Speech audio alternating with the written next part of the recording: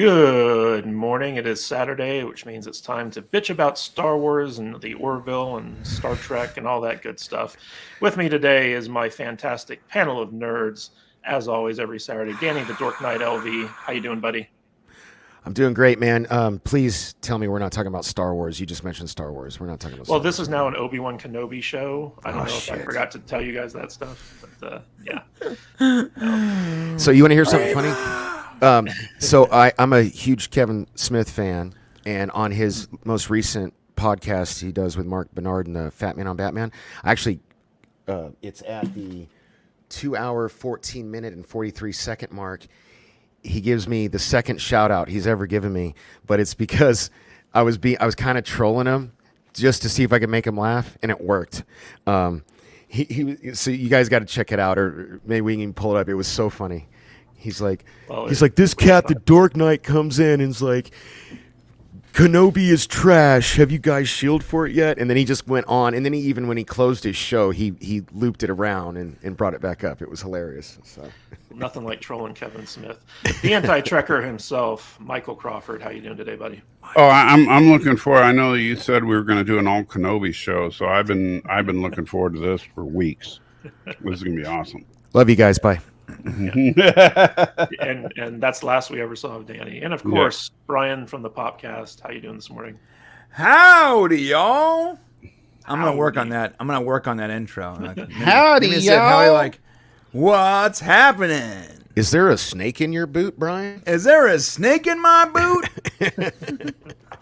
I saw a hacked version of light, whatever that Buzz Lightyear My son went and watched it. He wanted to see it so bad. My 16-year-old. That and movie is gonna. I just gave him the money and let his mom take him. Cadis, that movie, your brain's gonna melt. I'm not going to watch it. Yeah, It's absolute garbage. I so don't want to see that. No. That's surprising for a Pixar movie. It's the worst Pixar movie I've ever seen. Really? Wow. Yeah. Well, then I'm glad I'm not watching. Well, their run of good movies had to end somewhere. So I've been enjoying Kadish's Obi-Wan recaps more than I enjoyed the first two episodes. So I'll stick with that. Thank you, Danny. So Matt Vader 74 unfortunately can't be with us today. He is spending the day with his wife celebrating their anniversary. So he decided to take the day off. But that doesn't mean that we're not going to have a lot of lively discussion about these two episodes, which I think were both pretty bad, personally. But we'll get into it. Oh, really? I couldn't tell from the thumbnail. Yeah, really. I know that I might be alone on this hill, but I'm gonna defend my positions. But this week's, but real quick before we get into it, just want to say hi to everyone in the chat. Thank you all for joining us. We got Stephen Ernest, Anthony Mark, Fluffy Panda, Orwell's son coming at us from Croatia. Good to see you. Fluffy Panda, Chappie, Anima Confusa, our resident trivia queen. Darth Maul, good to see you, Darth Maul. Come on. Joker Voice, hashtag Joker Voice. Setlick Gaming, Lunar Girl, hi Lunar, Full Metal Smile. Oh, Anthony Mark Andrew is Fellows. in the chat. Yes, I already mentioned him. Sorry. Let's see here. And Thomas Potts, E. Clay Thompson, thank you all for joining us today. We really appreciate it.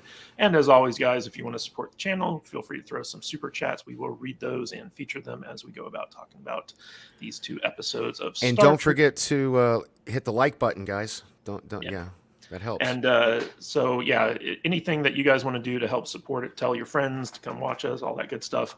We really appreciate it. So let's talk about the Serene Squall, which is episode 7 of Star Trek Strange New Worlds. What is it, Danny? Before we get into that, can I just say your Jean-Claude Van Damme episode was chef's kiss. Oh my God. If you Jean-Claude Van Damme? No, if you guys haven't seen it yet, clearly you haven't, Mike. Go watch it. It was so funny. Oh my God. You guys are so funny. Yeah, every June we do a special episode dedicated to Jean-Claude Van Damme. Vader got so wasted. It was so funny. He didn't just get wasted. He got wasted off of like $2 Chuck wine, and things went off the rails really quick. It was so funny. It was one of your funniest stuff. I loved it. Anyway, I just wanted to give a shout out to that episode. Sorry. Yeah, every year our JCVD episodes are a lot of fun to do. Man, I love Jean-Claude. I wish you would have, I wish I lived in Vegas. Oh, well, I live in Vegas, and I still rarely get invited to these things, so don't feel bad. Well, we only got 4 seats to fill, guys, but it's up now for everyone who wants to go check it out. Yeah, and you did trailers for it too, which were funny. We do that every year. Yeah. Oh, you do? Oh, I didn't know. This is my first year seeing the trailers. I'm sorry. So yeah, last year we did a trailer for Double Impact and did the same thing. So it was fun. Oh man, I remember seeing that in theaters. Yeah, me too. Who's making twice the van damage? Who was making all those funny images, like put Vader's face on Jean-Claude doing the splits? And that was JT, I believe. Okay, JT or R2. Okay, those guys from our Discord. No, those man, God bless those guys. They make the funniest fucking images of you guys. Yeah, it is. Press play. Yeah. Yeah, JT, was that you or was that R2 who did all those funny things? I can't remember. But let's get to Star Trek: Strange New Worlds, the Serene Squall, episode 7. This episode was probably my least favorite of the season so far, but I want to hear what you guys had to say about it. Danny, what were your overall thoughts about episode 7? Matey. I actually, I'm. You know what sucks, man, is I hold you in such high regard, and I respect you so much. And every time I watch your solo videos, I feel like I'm taking a master class in writing. Like I learned something, and so when we don't agree, it really does deeply hurt my soul. I really like this episode, so I can't wait to find out why you didn't. So yeah, that's it. Okay, Michael, what did you think of the Serene Squall? Oh, I liked it. I thought it was a good episode. Pretty solid from start to end. I'll be interested in arguing with you throughout our discussion. Brian, what were your thoughts? Yeah, I had a lot of problems with it actually. Awesome. I know it's shocking to y'all. No, so we won't all be. It won't be a love fest this week. I love it. Yeah, that's great. Listen, parts of it were good, parts were bad, but like there was parts that are just felt cringy to me, and I guess we're gonna get into it. But yeah, Shay and I argued about it the entire episode. So here's the thing. I didn't watch your Brian. Sorry, Katie.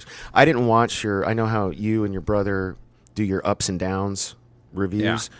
I purposely didn't watch it this week because I didn't want it to influence today's chat. But after we're done, I'll go watch it. Great. But, yeah, give it a like because it was super split. Yeah. Shay and I we argued for like 10 minutes about like an actor's intentions. We actually had to like realize that we were like wasting our time and we move on. Did you cut that out, or is it still in the video? No, it's still in there, bro. I didn't cut nothing out. I was gonna cut it down. I was like, I'm just gonna leave it out. No, just parts of it. I just felt like we're gonna into it, but like I just felt like half the episode was like hyper cringe, and I couldn't get past it. All right, save it for the podcast. Or no, I'm just kidding. Save it for right now. Yeah. Let's get into this. I feel like bad Strange New Worlds is a lot like bad pizza. It's still pizza. So like it's not like Discovery levels of bad, right? Discovery is the pizza cutter. Yeah. Well, Discovery is like the pizza you scrounge out the waste in the trash Discovery, can. Yeah, and Discovery is like week old pizza you find under your couch and throw away. But yeah. Anyway. So basically, like this episode, as much as I didn't like it, like I didn't hate it. Like there are things in the episode that I thought like, okay, that's fun. It's Star Trek. It wasn't something like where the writers come on and hit you over the head with like, messaging or like whatever, even though there was a little bit of that in this. But like it wasn't so obnoxious that like it detracted from the overall plot of the episode. But so basically in this episode we have the Enterprise going outside of Federation space. to fight some pirates and rescue a colony ship or something like that.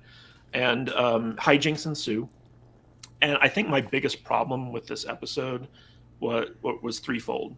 So, like, I saw the big twist coming from a mile away.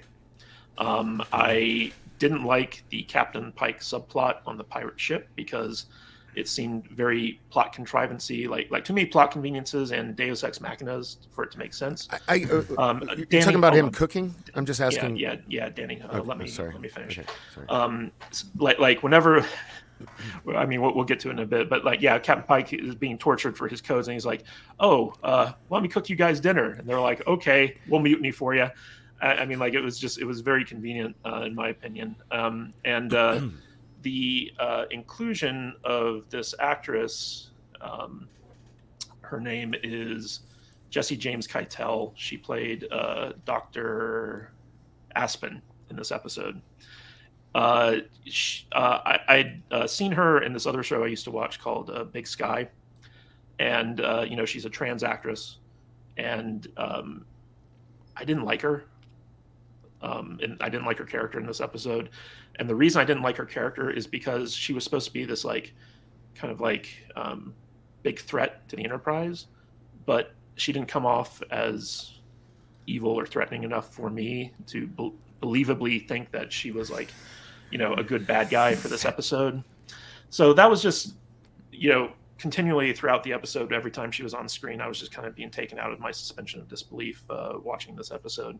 But that being said, I liked her interactions with Spock. I thought the whole Nurse Chapel, Spock, and T'Pring love triangle thing this episode was a lot of fun. I dug that. And the ending, oh my God, the big reveal at the end of Sybok. I was like, oh shit, that's awesome. So that was it ended strong for me. But so you did overall, no. I like parts of it. Okay. I like the reveal at the end. But let's talk a little bit about some of these particulars. First of all, before we get into it, I want to say that I thought Ortega, once again, her character steals every scene that she's in. Like, I loved her in this episode. She's great. Yeah. She's quickly become like my favorite. Like she just pops up and has like a little quippy piece of banter and then like fucks off, and I'm like, that's Ortega. And they're not going to give us an episode with her doing a log, I don't think. Because I hope not. I hope that they just keep her as like this side character that just kind of comes in and like just has some fun every once in a while. But let's talk about the pirate ship. Okay, the Serene Squall, and at first we think it's this Orion captain, I guess, Remy. Captain Remy. the fat green Jack Sparrow. Yeah, the fat green Orion pirate captain. Yeah, and Pike's little excursion to the ship where he's leading the away team, and the pirates somehow managed to transport all 200 of their members over to the Enterprise the minute that those guys transport over to their ship to take over the Enterprise. Was it 200? And they capture like 20 members of the crew, and I'm like, I think the Enterprise has way more crew members than that to keep in that little cage. So like, where were all those other guys being kept, and like what was going on? And where was Hemmer? Like, the cage. Yeah, where was Hemmer? Yeah, Hemmer hasn't been in the last 3-4 episodes. It's crazy. Well, where was Frank Kirk? Sam Kirk, I know. Sam Kirk. Frank Stallone Kirk. Where was it? Was Uhura in the cage? I forget. Was she in this episode? Actually, she was not in the episode at all. She was not in the episode. Yeah. Yeah. So wow, that's a first. Brian, I want to hear your thoughts on this whole like pirate taking over the Enterprise plot. How do you think it worked out? Yeah, it happened way too quickly. Like it was like instantaneous. All of a sudden the ship was empty. I don't see how a small ragtag team of pirates can take over a Starfleet ship so easily. Hold up. One minute. I have a question. Right? Okay. What's the question? Have you seen the animated series episode? I think it's called like Orion Pirates or Pirates I of haven't. Orion. I haven't. I don't care about the animated series. I don't consider it canon. Gene Roddenberry didn't consider it canon. Every time someone brings up the animated series, I have the same response. Ready?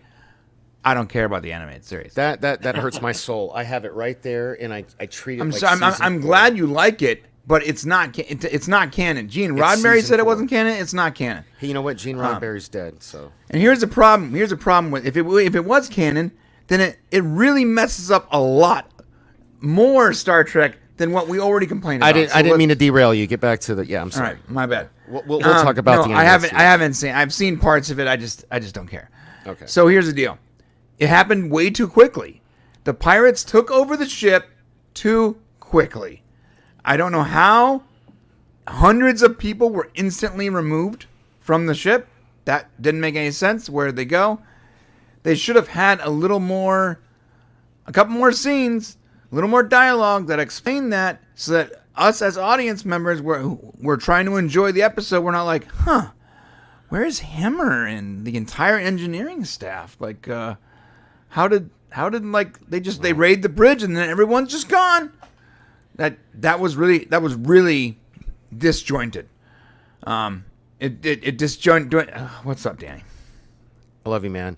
I'm trying to pull up the episode to like kind of do what you and your brother do, but like behind the scenes, and I'm forced to watch an iCarly ad when I pay for Paramount Plus. I do not understand this. I had that exact same rant. I went nuts for like 20 minutes on that topic. I don't understand. Who the hell is iCarly? Like, anyway. Why are there so many iCarly ads? I don't. Okay, I could complain about that for hours. But Sorry. yeah, no. Listen, I don't understand where everyone went. They're in this little cage all of a sudden, and obviously that was a very tiny fraction of the crew. So where are they? And I feel like it was disjointing. And I spent 10 minutes after that fact wondering where they were as they're roaming the corridors. And that is not a good place for your audience to be. You don't want your audience to feel confused or not know where they're at in the scene. That is the equivalent. That's the writing equivalent of shooting from so many angles that you don't know where the characters are standing in the scene. It's the same exact thing. It's disjointing. Sorry, go ahead. Before we get going, we got a super chat from Fluffy Panda for $5. Matt, you're doing it again. You're not supposed to use logic when criticizing a Star Trek script. Bad YouTuber. Don't forget to cry like Kevin Smith. I will shed some tears over this. Brian, did you have anything else you wanted to say about the pirate subplot? No. I think I said it all. I like anything. By the way, I like anything with Captain Pike. By the way. So, like, every time he showed up and he was doing his thing, it made me feel good because I liked the character. Is it just me, or even while he was a prisoner, his hair was like, even when it was messed up, his hair looks great. Like, yeah, he does have the hair. He's a very charming dude, man. Like he charmed the pants off the pirates, charmed the pants off of me. I love the guy. Yeah. Well, the way to a pirate's heart is through their stomach. There you go. Let's see here. Birds of Prey 5 for $2. Would Dr. Manga leave his daughter behind? Well, I don't think he had much of a choice. He didn't have a choice, man. I've grabbed him and took him out of there. Michael, what did you think of the pirate subplot? Well, I agree that is, with what Brian was saying, it is a problem that, where was the rest of the crew? That definitely was like, I was thrown off by it because it seems like the entire crew of the Enterprise is like 20 guys. And apparently some of them go on extended vacations, like Hemmer and Uhura were just not on the ship this week. So, and also to Cinnabon's comments earlier, where was Asian Kyle? Like he wasn't there either. So didn't he get killed last week? Oh no, that's the no. Asian Kyle's still fine. I was thinking of the nurse. And Sam Kirk, where was he? They were all like, what were they all on Risa this week? I guess Asian Kyle, Hemmer, and Uhura, and where they were all like having an orgy on Risa or something. And that's an image I didn't need. This scene right here. I needed that image. Thank you. I appreciate that. Thank you. I actually prefer Pike's hair like it is in this scene than his normal Danny, bouffant. we'll get to your thoughts about Pike's hair in a minute. Brian, I know you got a thing for Pike's hair. So I will grant you that is definitely a flaw with this episode. However, I gotta say I loved Pike using a good meal as a way to sway the pirates, because I think that people living in squalor, it's amazing what they will do for a good meal. A home cooked meal. So I'm not living in squalor, and I would do a lot of things for a good meal. So I absolutely do. I buy that those people would be ready to mutiny because they got good food. See, I thought that was the weakest part of this episode, where Pike's Wow, just like, no. let me cook you a meal, and we'll talk about this. They've been doing that the whole time with Pike. It didn't ring true to me. Like, I know that they set up that Pike's a cook, and like he likes to kind of negotiate. Well, and that was another thing. Is that not just he likes to cook for people. There's you know what I mean. Like, there's I get it. Right. Yeah. But that's a character trait we've seen in Pike from day one on the show. The first thing we see him do is cook a meal for someone. Yeah, and we see him do that over and over through the series. So I like that too. That's a character trait of him. I just don't buy that the captain would be like, okay, yeah, you can cook us a meal while I'm torturing you to get your codes for the ship. Like, it seemed like a plot convenience to me that they went that route. But that was just a personal thing of mine. Danny, or I'm sorry, Michael, did you have any more thoughts about the pirate takeover? Well, just I think that Kirk uses Fizbin, Pike uses a meal. That's the difference in personality. Okay, Danny, what did you think of the pirate takeover? I like, that's why I pulled the episode up and I was trying to see, like, I wish, like I said, I always learn something from you, Kadish. That's why I value our friendship and I love watching your videos.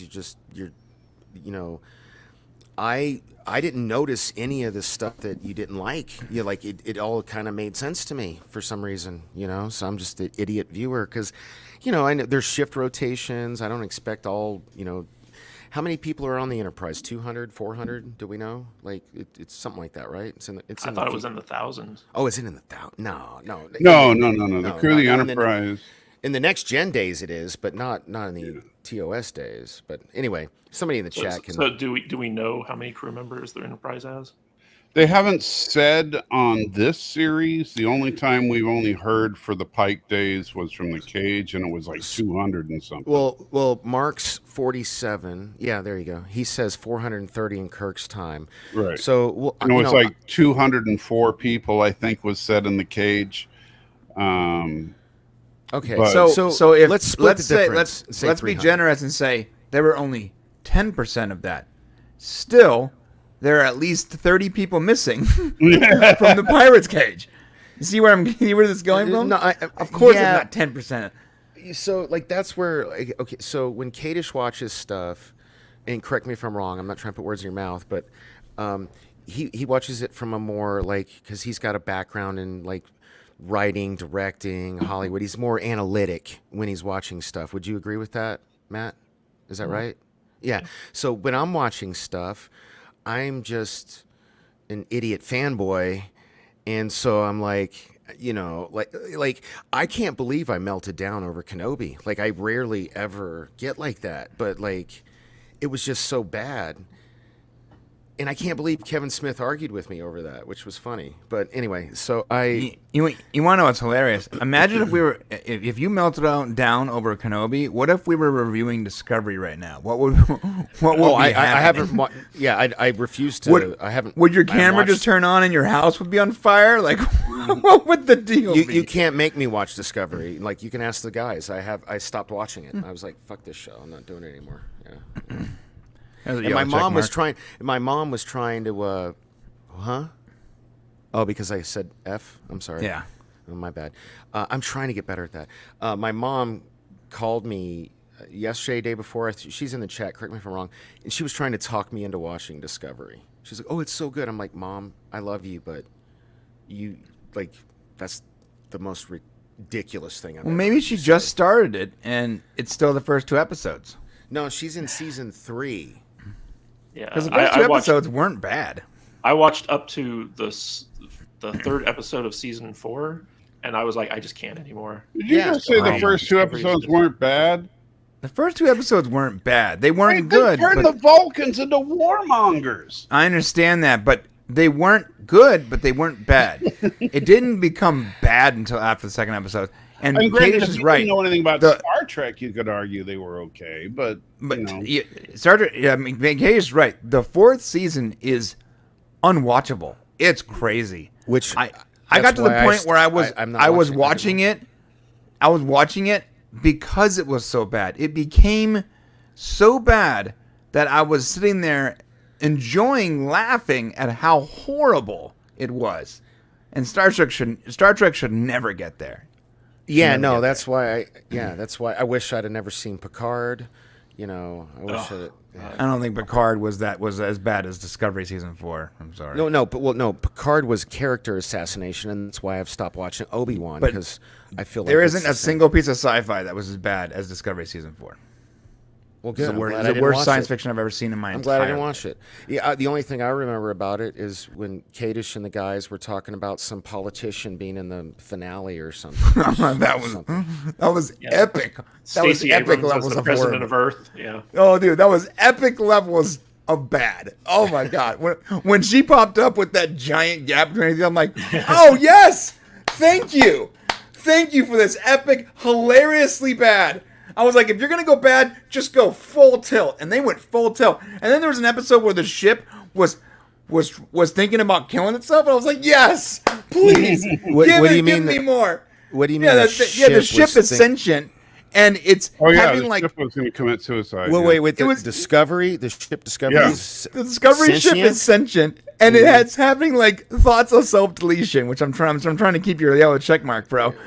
Oh my god, it was hilarious. They had an entire episode All right. where they were discussing the ship, and it's Yeah. Do you realize, like, watch this back later? Do you, like, this, I'm glad I didn't watch, this sounds retarded. Let's just go back to Strange it's New so Worlds. great. I love it. Yeah, no. Yeah, so the big twist in this episode is that Dr. Aspen, who is this I thought it was humanitarian- Angel. Is It's it Aspen? Captain Angel. well, it says ends Well, up that- being that's Angel. her name. That's her real name, but she goes by Aspen. Oh, okay. Well, As a they're- pseudonym. they could have used a different. So Well, she's in Dr. subterfuge. Yeah, Dr. Aspen is this supposed humanitarian who's trying to help these colonists on the edge of Federation space, and the Enterprise is kind of ferrying her and some supplies to these colonies, and they find out that a roving pirate band called the name of the pirate ship, what's it called? The Serene Squall, is out there wreaking havoc. And so they basically chase the Serene Squall into outside of Federation space in order to save some of the colonists that they kidnapped for slavery purposes. They're going to sell them into slavery. And the big twist is that Dr. Aspen is actually the real captain of the Serene Squall, and she was the one who set up this whole thing by stranding the real Dr. Aspen on some planet and then assuming her identity and getting the Enterprise to pick her up. And she specifically targeted the Enterprise because she has a beef with Spock.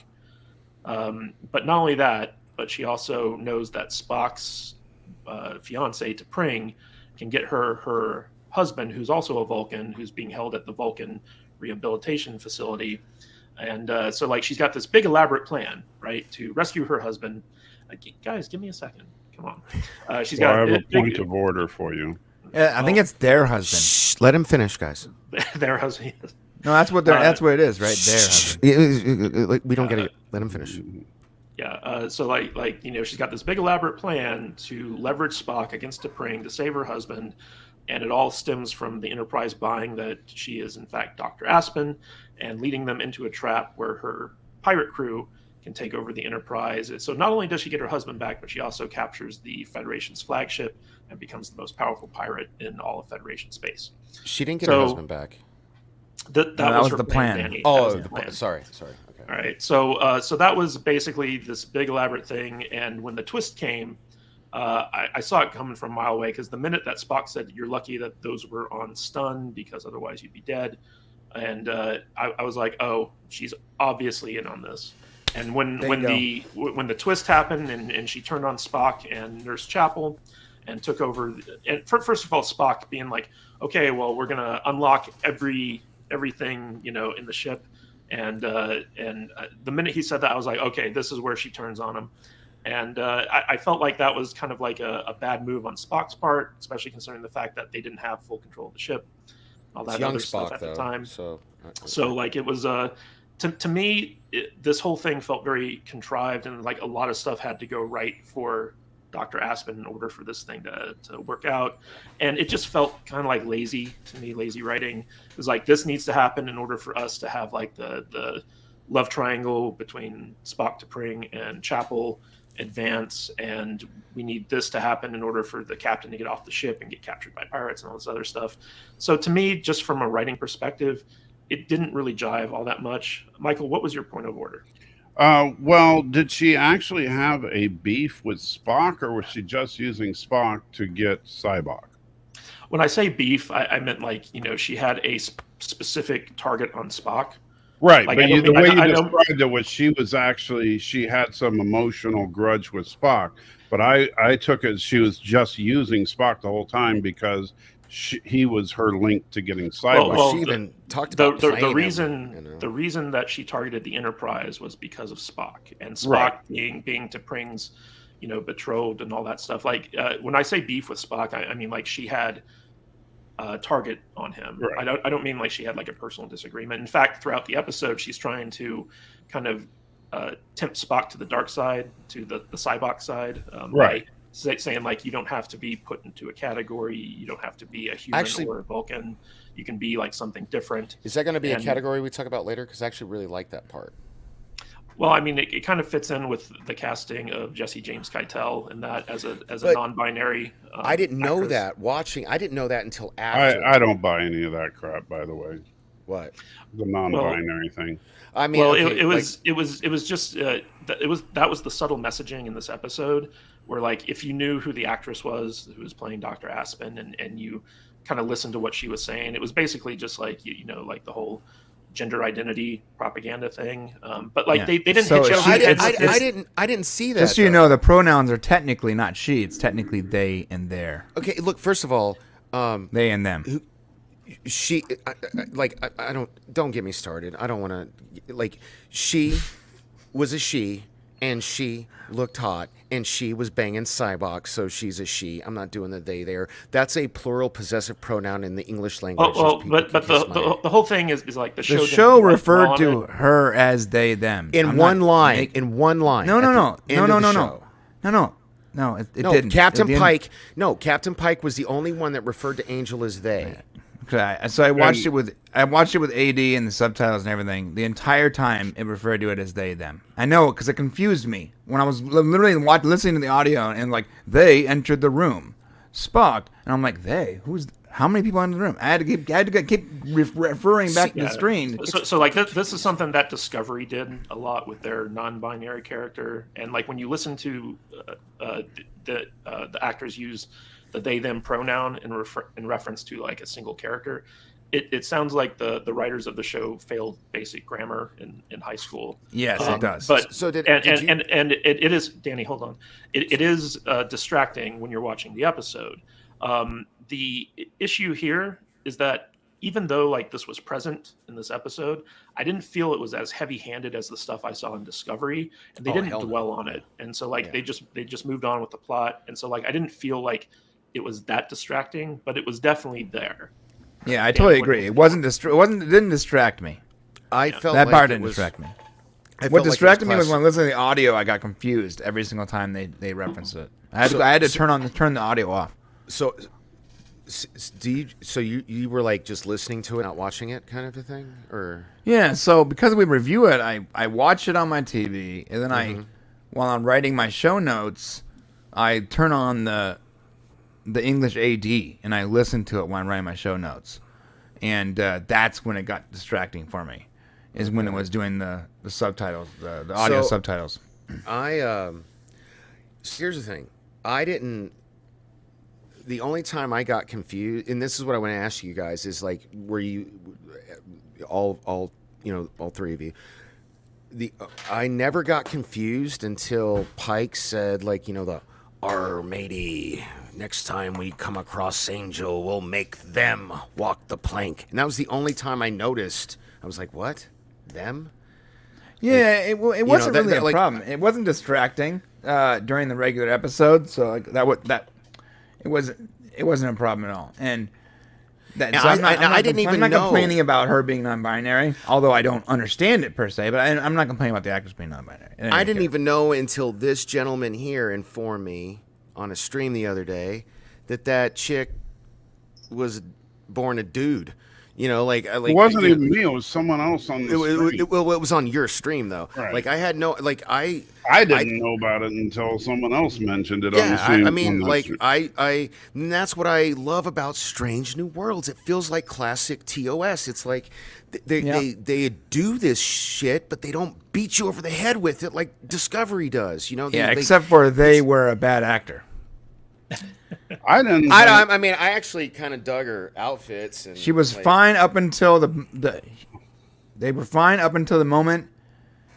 Oh man, I'm just gonna say she because it throws me off. Yeah, she was fine up until the moment where she switched over to pirate mode, and then she got super cringe. Did you notice her outfits got way sexier after she went full pirate? Because she would look like a bum before. In the beginning of the episode, she's wearing like. Well, I knew she was a dude, so like I was like, oh, you did? I don't find these outfits sexy. Well, like I said, I'd seen her in Big Sky, this other TV show that she was in, and in that episode, in that show, they make it like she plays a trans prostitute basically. So she pretends to be a girl, and has sex with truckers, and then like the trucker finds out that it's really a guy.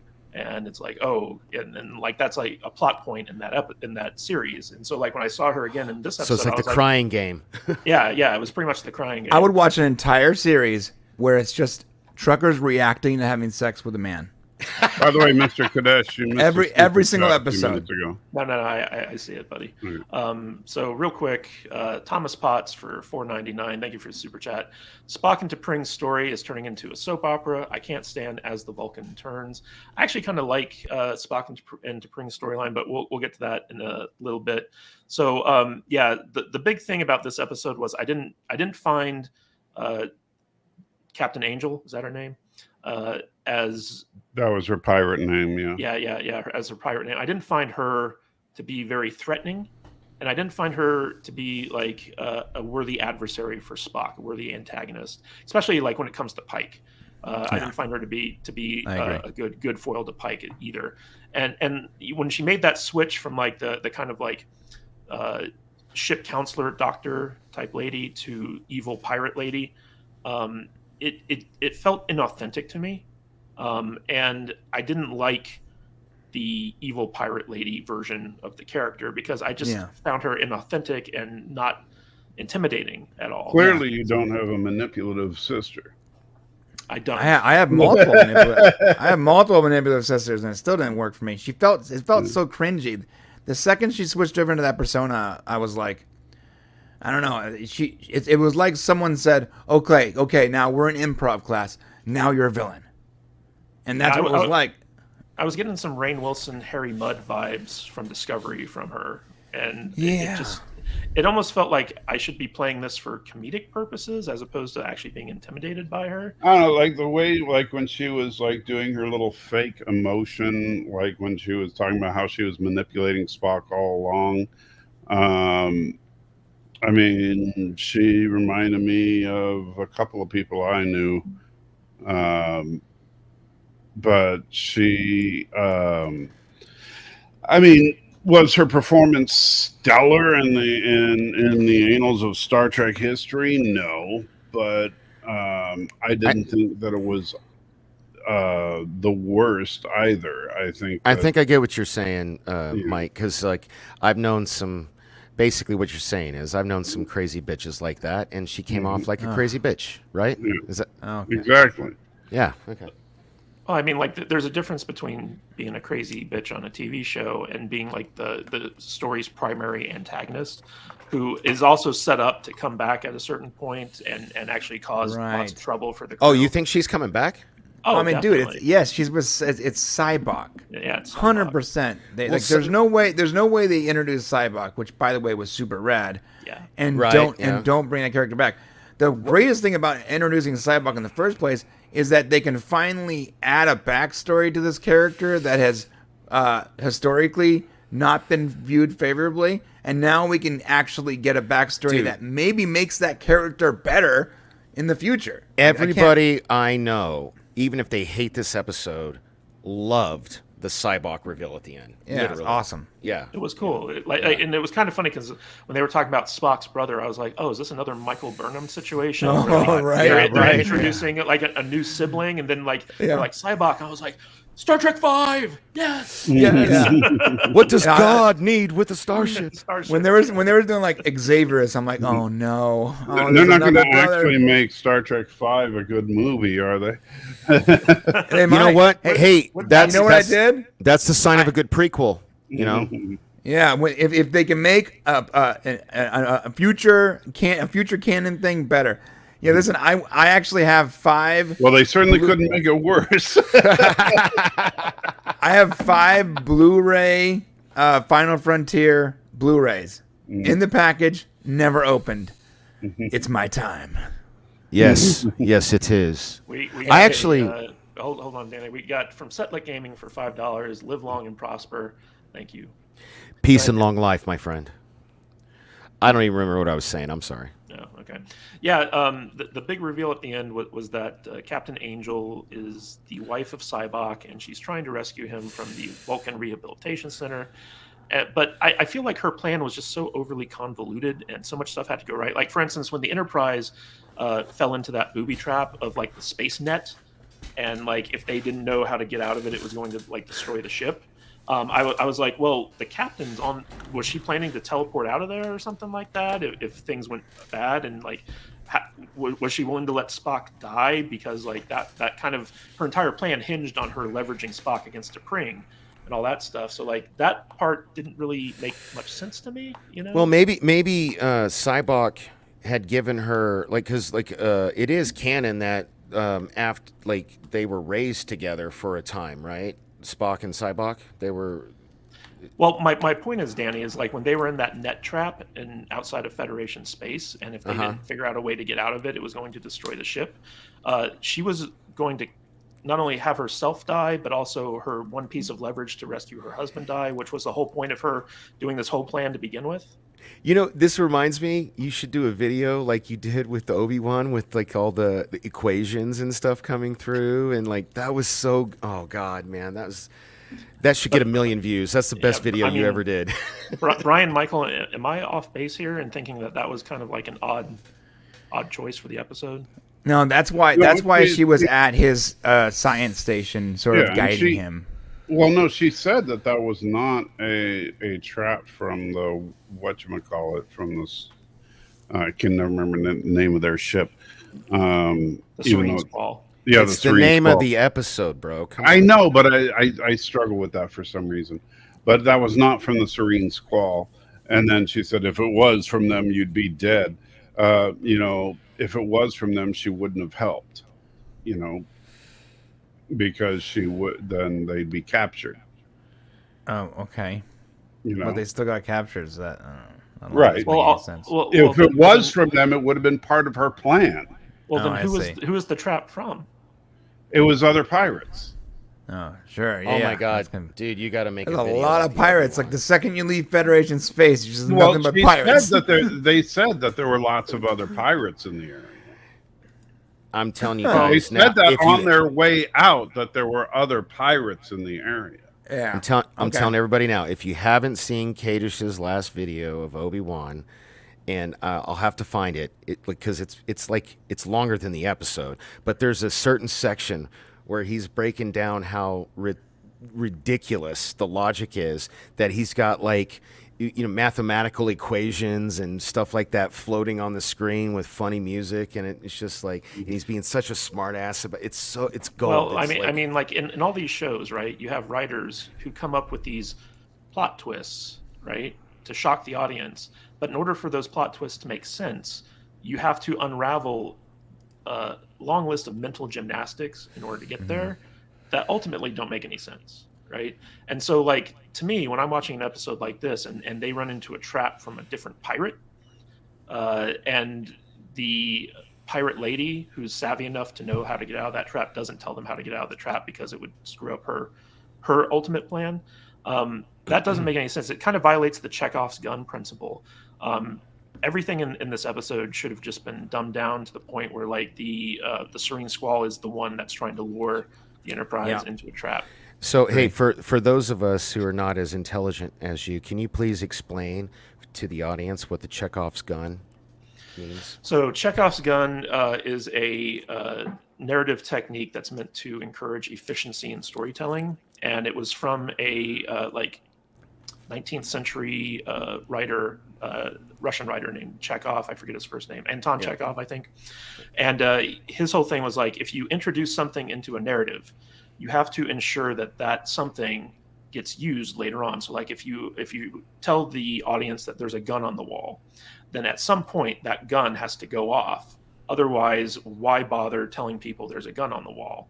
And so that became known as the Chekhov's gun principle. And it's basically like, if you introduce something in the story, that has to pay off later on within the story. Otherwise, don't introduce it. And it's just it's just a means to have the narrative flow more efficiently and keep people moving along in the story instead of distracting them with stuff where it's like, oh, whatever happened to this and that, you know. So that's what the Chekhov's gun principle is. The more you know. Yeah. So like there were a lot of examples in Picard season 2 where they introduced something and never paid it off. Yeah. I think about real quick, Mike. Sorry, JT Gunn, $2 super chat. Dork Knight is a Kadish shill, but wait, so am I. Thank you, JT. Appreciate that. I was going to say a great example of it. I'm not a Kadish shill. I present that remark. Yes, you are.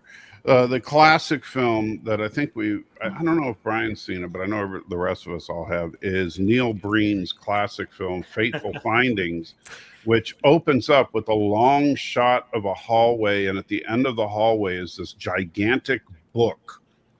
And then by the end of the movie, you find out that the gigantic book, oh, no, you don't. You don't find out anything about the gigantic book, but you do see the gigantic book several times in the movie, and you never find out what it is, and it drives you crazy. All right. Well, it's a metaphor, and Neil Breen's a genius, so how dare you question him? Yeah. But yeah, like I think that was one of my biggest issues with this episode, and I'm getting an echo from someone still. I heard a little bit of an echo too. Yeah, but my biggest issue with this episode is that in order for Dr. Aspen's plan to go off, so many stars had to align. And I also thought that Pike's mutiny on the pirate ship was very contrived. Like, it was way too easy for them to get these pirates to mutiny. And then, like, they didn't even wait for the mutiny to finish. They, like, rushed to the bridge somehow, took over the ship, and then came and fucked up Aspen or Captain Angel's plans. And it was just like Come on, this was very convenient. It was funny, though, at the end where he was like, we may have, like, done this too soon. I'm not saying it wasn't funny. I'm just saying, like, within the context of storytelling, and this is something that Strange New Worlds does a lot. Well, they will wrap up major plot points in the most lazy and convenient way possible. Like when Una saved Lon from the radiation stuff in the episode about, like, the light virus. Yeah. Like they just cut away from her, like, from her skin, like, you know, doing that thing, and it's like, oh, this happened back here, and that's how we saved the entire crew. And it's just like, you know, Strange New World has been doing this very consistently throughout 7 episodes, where, like, they just kind of magically solve the problem. And well, they did that really in the original series. Like, no, this is.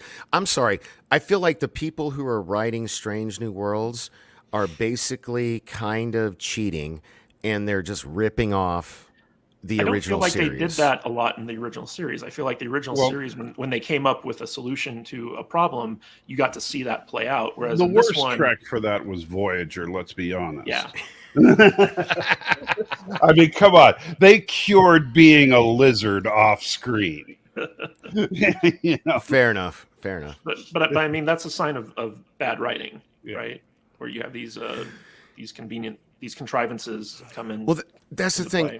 I often wonder what it would be like if you could, like, turn that writer switch off and watch something with that off, you know, because but then again, that's what I love about you is like you point out shit I don't even think about because I'm consuming it as entertainment and you're analyzing it like as a writer. You know what I mean? It's just, do you ever get to enjoy stuff, man? I get to enjoy stuff when it's good. Fair enough. I mean, that's what it comes down to, right? Is like if you make a subpar piece of entertainment, there's a certain amount of people out there who just watch stuff without and like critically thinking about it, and those types of people will like anything you put in front of them. So why not make stuff for the people who do think critically about it and do it correctly and deliver the best possible end product that you can possibly deliver, Because and that doing way that is have hard. the greatest chunk of audience appreciate that. So And I can answer that question, brother, because people like you are in the minority, and there's a thing called the lowest common denominator. I'm not in the minority though, because there's a big chunk of the audience that inherently knows that there's something wrong with what it is they're watching. They just can't verbalize it, right? But they know it's bad. Which is what I love about season you. 8. Look at season 8 of Game of Thrones, right? Everyone who watched season 8 of Game of Thrones knows that there was something wrong with that season, and they hate it because of that. Not everyone could verbalize what was wrong with it, but go ahead, Michael. I think you're very wrong about that, because here's the difference. Season 8 of Game of Thrones was preceded by seasons 1 through 7 of Game of Thrones. You're comparing that to Discovery, which was the first new Trek for a very, very long time, and you're assuming. I'm not comparing that though. Well, but he wasn't. Well, no. But you see, what you're saying is that you're thinking, oh, well, because this is where the false assumption comes from a lot of people. They think that, oh, everybody hates this new Trek. I don't think everybody hates this new Trek. I don't think that everybody thinks there's something wrong with this new Trek. I'm not trying to prove JT Gunn right about being a shill for Kadish, but I'm 100% on Kadish's side here, Mike. I'm sorry. It's like. Well, I mean, like, I don't want to say that my metaphor was to compare to Star Trek Discovery, because it wasn't. My point is that there are certain things that are so bad that people just inherently know that they're bad, but even if they can't verbalize it. But yeah, we can't, and that's what I love about you is like, I'll like Obi-Wan, like, I don't like this, but I don't know how to say why I don't like this, and then I'll watch like your breakdown, dude. I literally haven't watched the last 2 episodes of Obi-Wan, but I've watched every single one of your reviews, and oh God, I cannot recommend them enough, people. Go look at Kadish's reviews of Obi-Wan.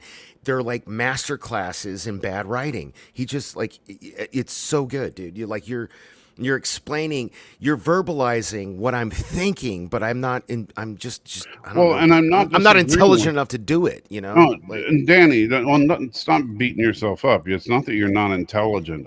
It's just that your gifts are different than Matt's. And Matt's, I'm not saying Matt's wrong about his critiques. What I'm saying is, where I'm disagreeing with Matt, is that I don't think that everybody thinks that there's something wrong with it. I think that like when people think there's something wrong with a show, it's generally because they think something is amiss or whatever. But a lot of people think that shows like Discovery are just fine. But that's where you were correct, Danny, when you were bringing up the lowest common denominator. A lot of people just don't care if the show is well written. A lot of people don't care if the plot makes sense. A lot of people don't care if the characters make sense. The fact that Michael Burnham, the universe revolves around her, that she's a Mary Sue, or any of the problems that we all know are inherent with Discovery, or any of the plot problems that are in this episode of Strange New Worlds, which I think we all agree. I'll say this, while I like this episode a lot more than Matt does, I think this is the weakest episode so far of the season. I will agree with I agree with that, and this is the first time I haven't been able to say this is my favorite episode, right? Because and literally, but I do want to say, Discovery is so bad, and it's so centered around Sonequa Martin Green. I'm pretty sure she's got pictures of somebody with a goat. But Michael, to your point, to your point, those people that you're talking about, the people who don't care, if the storytelling was done right, they would still not care. Like, they still enjoy it. So why not do it right?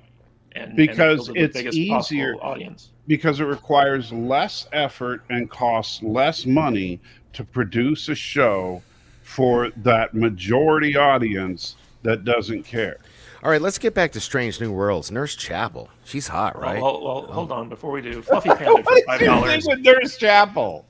I think the writers have gotten smarter in writing Strange New Worlds. It's subtle to the point that normies might not see it, unlike Kenobi, which is openly destroying canon. I'd have to agree with you there, Fluffy Panda. So yeah, let's talk about the Spock Chapel to Pring love triangle here. So I'm actually like super into this. I know that a lot of people are like, "Oh, it's soap opera." No, I love it. No, I love it. But yeah, so like I'm really enjoying it. First of all, Gia Sandhu, who plays T'Pring, she just gets more and more gorgeous every episode I see. Right? I think T'Pring is hot, but I don't think Nurse Chapel is hot at all. I'm sorry for you, brother. They're both hot, different ways. It's kind of funny how Spock uses Chapel as like his sounding board for human relations, and Chapel has this kind of like notion of Vulcans where it's like Vulcans don't lie, and so like I know exactly where I stand with. Well, it's not only that, but Chapel's kind of a hedonist. But I don't think that she's so much a hedonist because it's obvious that she's falling for Spock, and so like she's going to have like these feelings, and she's just kind of like she's unhappy and she doesn't want attachments, and that's why she does what she does in terms of like her personal life. Okay. But the ultimate thing here is that in this episode, when Spock tells Chapel to follow his lead, and he takes certain liberties with their relationship in order to give T'Pring the leverage that she needs to break the trade-off. I love that scene. Well, yeah, it was very well done. But afterwards, the fallout of that is that Nurse Chapel now knows that Spock can lie, and he kind of shattered this idea that she had about him. And so now there's like conflict there, and it's good setup for the future of this relationship. So let's talk about this just a minute. Danny, go ahead. What was your thoughts on the whole love triangle thing? No, I loved it because like what I was about to say was like at the very end of the episode where she's like, I told you, Spock, I like Vulcans. I know where I stand with you. There are no she was clearly lying to him, and I don't know if his response was like, yeah, Fluffy Panda, amen. You could. I love how they're doing the Spock Chapel thing. I love it. It's, that's all I got to say. I love it. Brian, what did you think of this relationship development in this episode? I mean, Chapel is hot, and so is T'Pring. Thank you. My problem is that there shouldn't have been, per the rules laid out in the show, there shouldn't have been a weird love triangle going on in the bridge of the Enterprise, because it took 2 days to send a message to the Federation because the subspace relays were so far away, yet within minutes they get a hold of T'Pring, and within minutes she's there. That doesn't make no sense. They had a time jump. No, there was a time jump. No, I'm sorry. They were communicating in real time with T'Pring on Vulcan. Not on Vulcan. Wherever it was still in Federation space. Right, and that's where and me and Thomas were talking about this, and that's why Thomas wanted to remind me to bring it up if we didn't get to this topic. Yes, they were communicating with T'Pring via subspace in real time, which we know these facts. It would take them 2 days to communicate to Starfleet Command via subspace. We know they dropped a subspace buoy at the edge of space, which would help boost their communications, but we don't know exactly how much. And we know that T'Pring was, and at first I thought she was on Vulcan, but no, she's not on Vulcan. She's at whatever that rehabilitation colony is.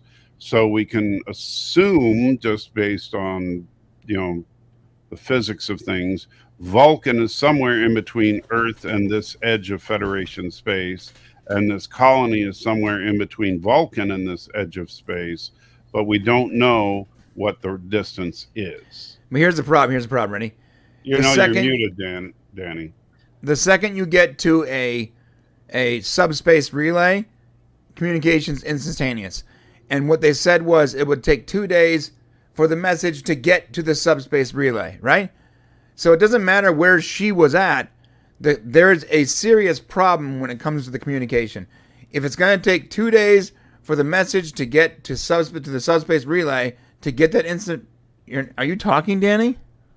Yeah, Danny, check the private chat, please. Go ahead, Brian. If it takes 2 days for the message to get to the subspace relay the old school way, then it would take 2 days to get to T'Pring.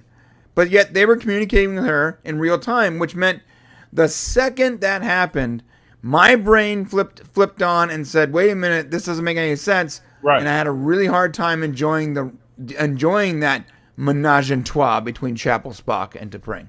Right.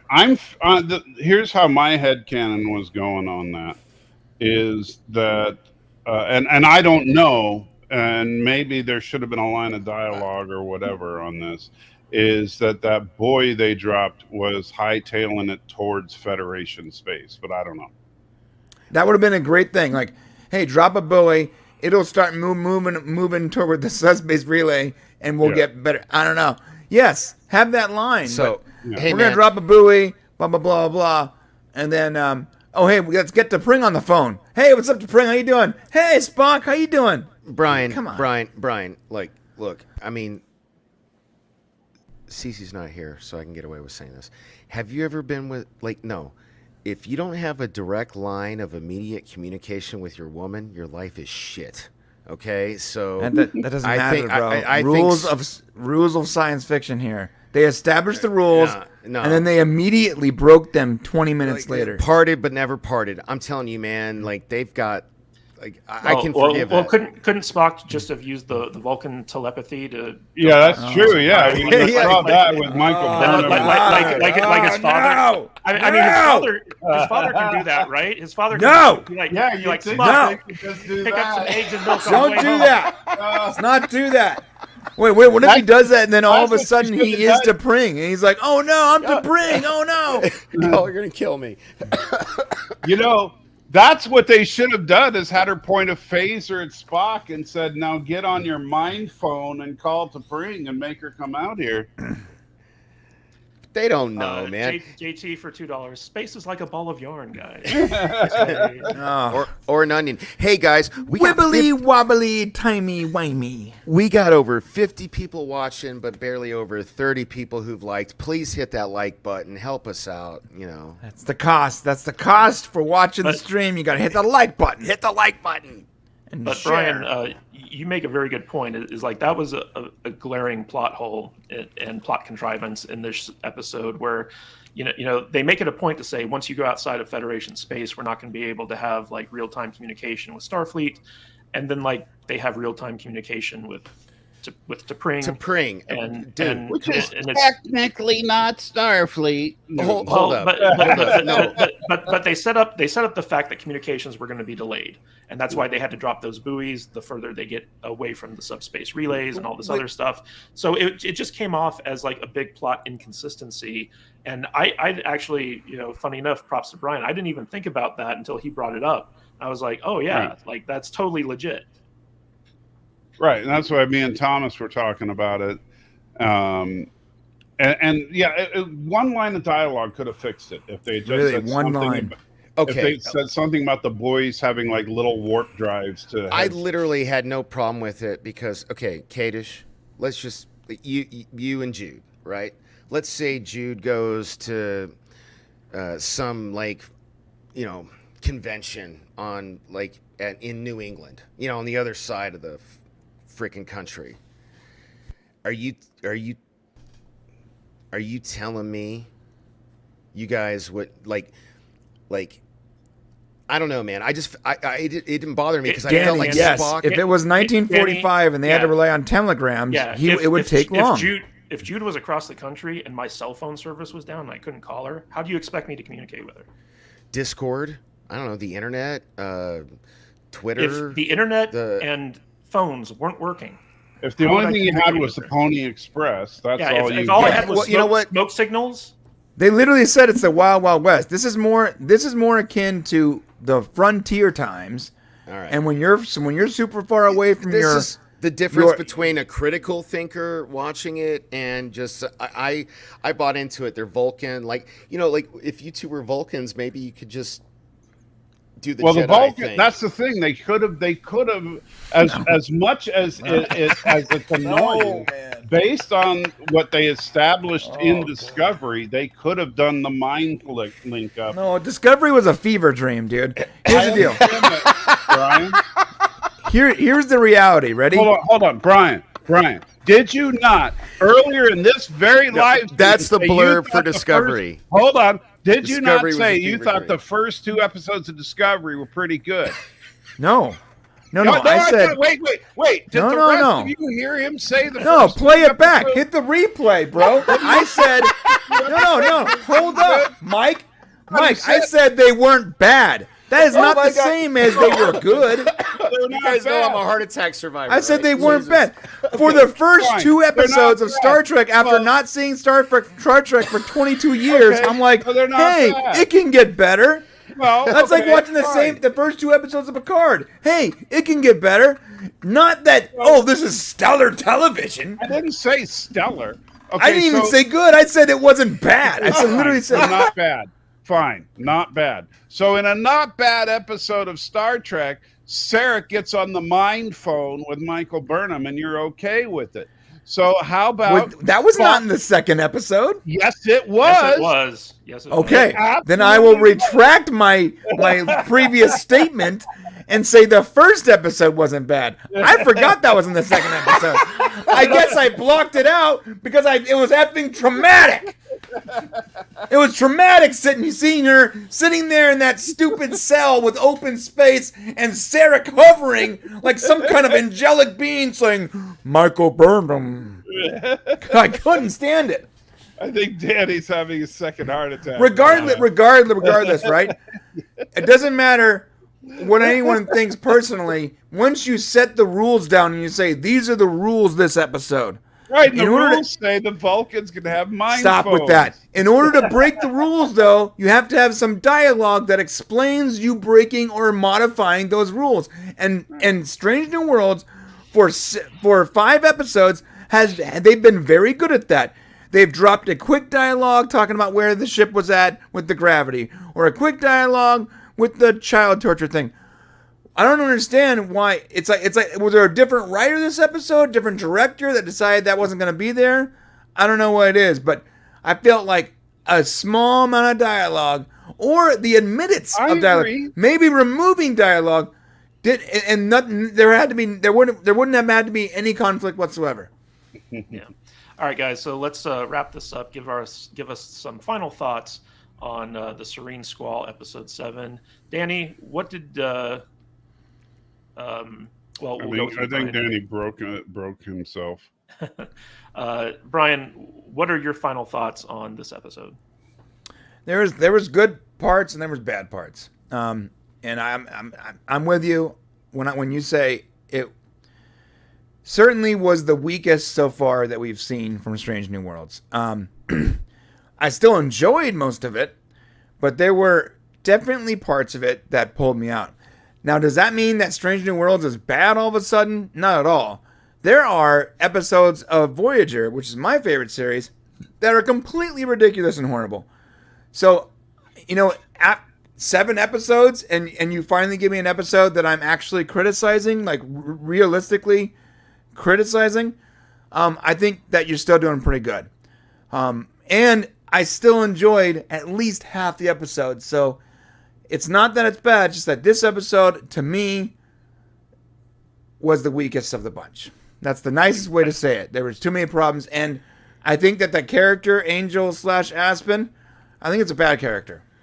I'd agree with that. Michael, what are your final thoughts on the Serene Squall? Well, I know Brian's favorite series is Voyager, so I hold here the action figure from the Emmy Award-winning Threshold. The fuck, bro?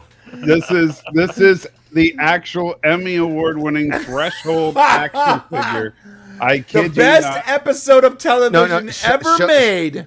Show them the little. Show them the check extras. Check this out. Show them the extras. Along with the Tom Paris partially transformed. See, it says Tom Paris mutated. I'm going to spoil it if you don't hurry. You're going to love this. You ready?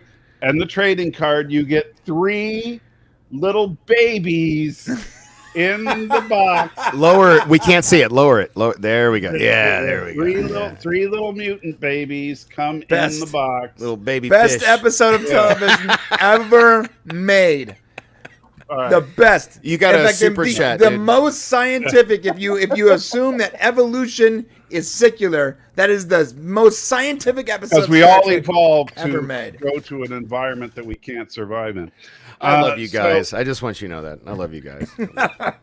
I enjoyed the episode. I still say it's 7 out of 7 as far as the series. 7 good episodes. While it is the weakest of them, I still think it's a good episode.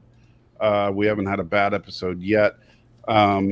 And do we agree on that? I think, I'd like to say we all agree. I agree that it's the weakest episode, but they haven't had a bad episode yet. Kadish, do you agree with that or no? Yeah, I'd agree with that. Yeah, Okay, go ahead, and Michael.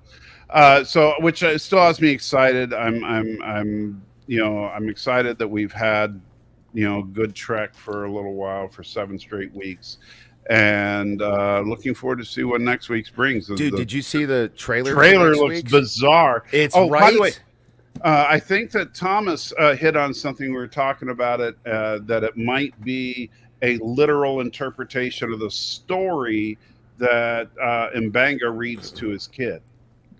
Oh, that'd be cool. Yeah. Oh, real that quick. might- Also, yeah. if we don't get Hammer pretty soon, I'm gonna write. No, this show off. Hammer's in the next episode. I saw him in the trailer. Okay, and then additionally, I just remembered this. I feel like this episode, while every episode has been like legitimate in science fiction, I felt like this episode was almost like, instead of reading like when you were younger, instead of reading like the adult science fiction section, it was like the youth science fiction section. Right. This episode felt like the youth science fiction section of the library and not the adult section. Like there's so many things sort of out of place and disjointed and sort of Dude, cringy. I was it like, literally ends with the captain going, "Our lady." You know what I mean? So yeah. it felt like the juvenile version Yeah, of And science fiction.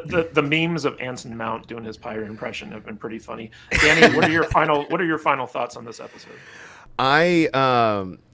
I'm kind of echoing everybody's. This is the first time I cannot say this is my favorite episode. So, like, if you guys go back and look at our previous videos, I've always said, "Oh my God, this is my favorite episode." I can't say that this time. It doesn't mean this episode sucked. I didn't like it as much as all the previous ones. But like your reference is perfect. It's like pizza.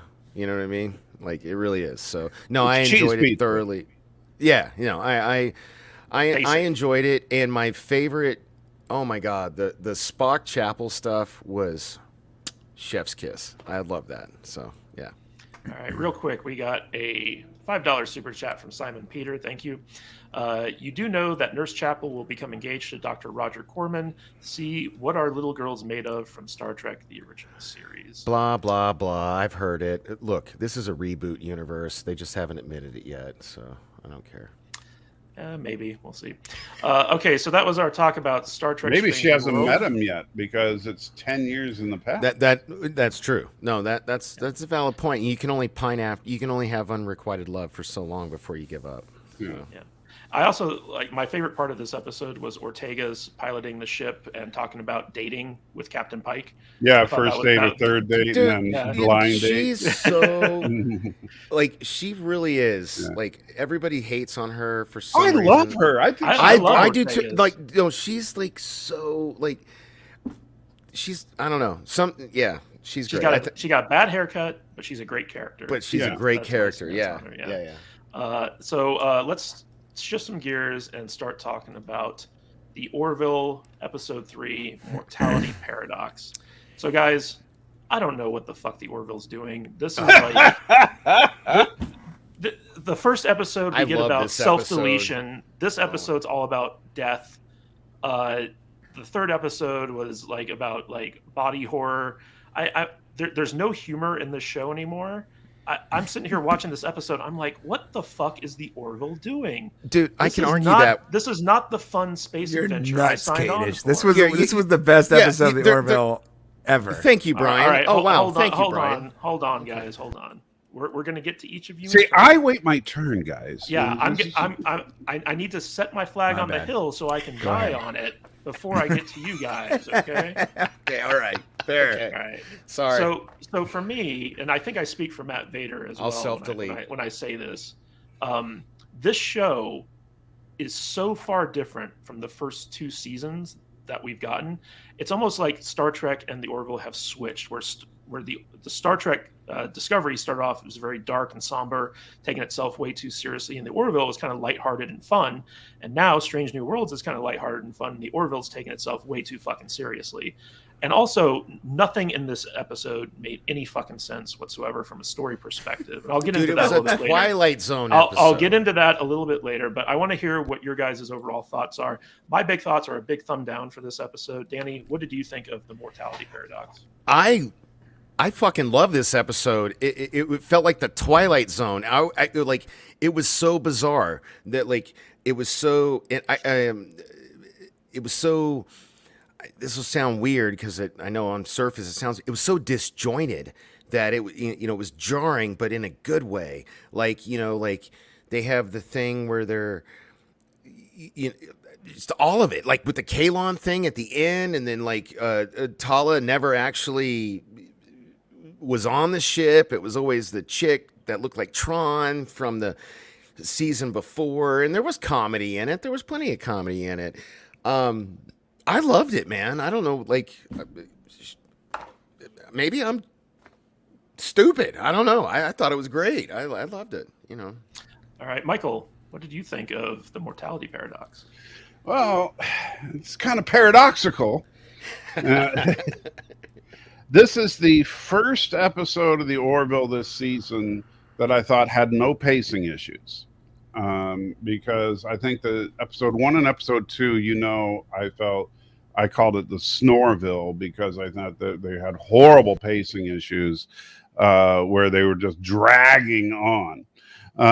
But this episode, I thought, and I think this episode was the shortest episode. I think it was only about an hour, if I remember correctly. And I think that the pacing was snappy. It felt like they got into the story and then once the weird stuff started happening, I was like, whoa, and I was into it. I was like, okay, this is some weird stuff. Whoa, and then the Kalon thing, and then all the other weird stuff, and I was really getting into it, and I thought this was a really cool story. And then at the end, it was like a giant troll took the script and ate it and then digested it and then squatted and took a big dump on the episode and ruined Why? it. No, explain why. That's how I felt about the ending of the episode. But we'll why? get into it when we get into the deeper discussion. I'll save that for later. All right. Brian, what were your thoughts on the Mortality Paradox? Well, first off, Matt, what page you on, bro? What page? What page number are you on? Because we're not on the same page here. I actually have the book. You don't. So okay, here's the deal. Mike, you're nuts. The twist on twist on twist on twist on twist was classic Twilight Zone. It was amazing. Yeah. I love the episode. The very end. The pacing was fantastic. The best thing about it was the very end when you thought the thing was over, and then Tala rolls up, and you're like, "Oh wait, who the hell is on the planet?" I'm on the same page as Brian. Yeah. Right then, when you realize that they are hanging out with someone who is not their crewmate, now you're like, "Oh my God, is it danger? Or is it a bad guy? Is it a good guy? Is it the mastermind?" It was a very, very well told story. In my opinion, yes, there wasn't a Amen. lot of humor, but it was like classic science fiction from beginning to end, man. Well, there was more humor than Star Trek. I don't get like why people keep. There was a lot more humor than Star. Yeah, there was a lot more humor, but Yeah. it was classic science fiction from beginning to end. It literally, the pacing was perfect. It never left you hanging. There wasn't a ton of exposition. It was Bye, It was JT. very well done. That's my opinion. And now we're on the same page, page 47. So I completely disagree with everything you just said. Oh my God, this is so rare. Well, So, It's me and Brian drawing a line with Kadish. Oh no. Well, you guys should be used to being wrong by now, but Wow. I'll explain my reasoning here. Okay, so like, I mean, if you guys like the episode, I mean that's fine. I feel like this episode was way too dark. I agree with Michael's point where like at the end, things were I was like, God, like this is a fucking depressing show. I don't want to like fucking I watched. What was depressing about it? I watched this stuff to get away from the burdens of life and stuff like that because like I want to be entertained because like reality is Same. tough right now. Yeah. But Hashtag so thanks, so, Biden. so here's my biggest issue with this episode. The premise of the episode is very intriguing, right? They come across a supposedly barren planet that all of a sudden has tons of life on it. They go down to investigate. They can't find any life, and then like they get pulled into these different scenarios that are kind of like weird and put them in mortal jeopardy. Did you not get And Twilight Zone vibes? Danny, please let me finish. Sorry. As a setup, it's a very intriguing setup. But in a typical, well-written science fiction episode, the characters would eventually unravel the mystery, and through their own actions, they would basically save the day or save themselves or something like that. In this episode, the characters are just going through scenario after scenario of stuff happening to them, and they never actually resolve or solve the mystery until the point where, like, basically the person in charge of putting them through this thing, which is like the Tron Q lady or like whatever, she basically just stops the simulation and reveals herself, and it's like, oh, okay, I'm done with you guys now. We can move on. And so, like, the characters didn't actually do anything to bring about the resolution of the main plot of the episode. And to me, that is, kind of a waste of time, because typically you want your characters to be smart enough to figure out what's going on and to solve the issue at hand, as opposed to them just kind of like going along and then a Deus Ex Machina keeps them from dying. And it's like, oh, hey, like we just wanted to experience fear of death from you guys. See you later. And then like at the end of the episode, they're all having dinner. It's like, gee, you ever wonder what it's like to not exist? And then cut to credits. And it's like, Jesus Christ. Like, can we get an episode that's not about self-deletion or the pointlessness of existence? Or like disease taking you over and turning you into a monster. Well, like, can we just get a fucking Orville episode that is fun and has jokes and like doesn't make me want to like die at the end of watching it? It makes me wonder if the writers, for the love of God, it makes me wonder if the writers like just went through like I waited 2 years for this. 2 Three. years for three episodes. 3 years. three years. Yeah. For 3 episodes that make me hate myself. Why do I want to watch this? I don't know. Why do you guys like it? I don't know. This is not what I waited 3 years for. This should be stuff at like the end of the season when after we've gotten, the triumphant return of the Orville. Instead, we're getting morose, nihilistic, terrible fucking episodes of sci-fi. If you had told me 3 years ago that Star Trek is my was going favorite to be better version and of more Kadish. hopeful than the Orville, Danny, shut the fuck up. Let me finish talking. If you told me 3 years ago that we were going to get episodes of Star Trek that were better than the Orville, I'd have said you were fucking out of your mind. Fucking out of your mind. But here we are. Nothing makes sense anymore. Biden's in office. Inflation's going through the roof. The Orville is worse than Star Trek? Are you fucking kidding me? I love this. Has anybody ever seen Kadish melt down like this? Hold up. I want to clip that out. That's also awesome. To add to that, I paid $7.87 per gallon this morning, and I wanted to kill myself. So Nothing I makes felt sense really anymore. nihilistic leaving that gas station at $130. Dude, in my gas how tank. much? I feel like Q-Tron lady is warping our reality right now. Just to Over fuck with us. $7.50 a gallon. It was nuts. Yeah, the reality is gone. There isn't a single stock right now that isn't so far below where it should be, and there are people on TV still talking about it's possible we're going to be in a recession. Dude, are you looking around? We're in a recession. Inflation's actually good for the economy, guys. Oh yeah, dude, no, we're at a 40. They're like, wait, the stock market's gonna bounce any minute now. There's no bouncing. It broke through the floor, and you forgot where it is. Disney's at $87 a stock. Yeah, no, we're at it a hasn't 40 been there year since high early '90s of inflation. This is Putin's The Orville. Okay, this is what happened. Putin took over the writing of The Orville, and this is what we got. Kadish, I love this version of you. And when they say, the reason you're paying more for everything is because Putin and Ukraine. Really? He has that much control over everything. Ukraine has the oil. Yeah, whatever. I'm sorry. If that's real, if Putin is the reason everything costs ridiculous amounts of money and inflation's out of control, then maybe Russia has too much control over the fucking economy. Sorry. My mom says I should go to timeout. So I guess I'm sorry. Okay. You're right. It is very nihilistic. You're right, but I still enjoy it. Yeah, so like I want to talk a little bit about Michael's point about the end of this episode, where like that was like the darkest fucking note they could have ended the episode on, in my opinion, and it just left me like feeling like why do I want to watch this show? This is like terrible. Michael, do you want to expand on your thoughts about the end of the episode? Sure. I would love to expand upon the end of this episode. Why not talk about the end of this episode? Look, I'm trying to stay. Here's the.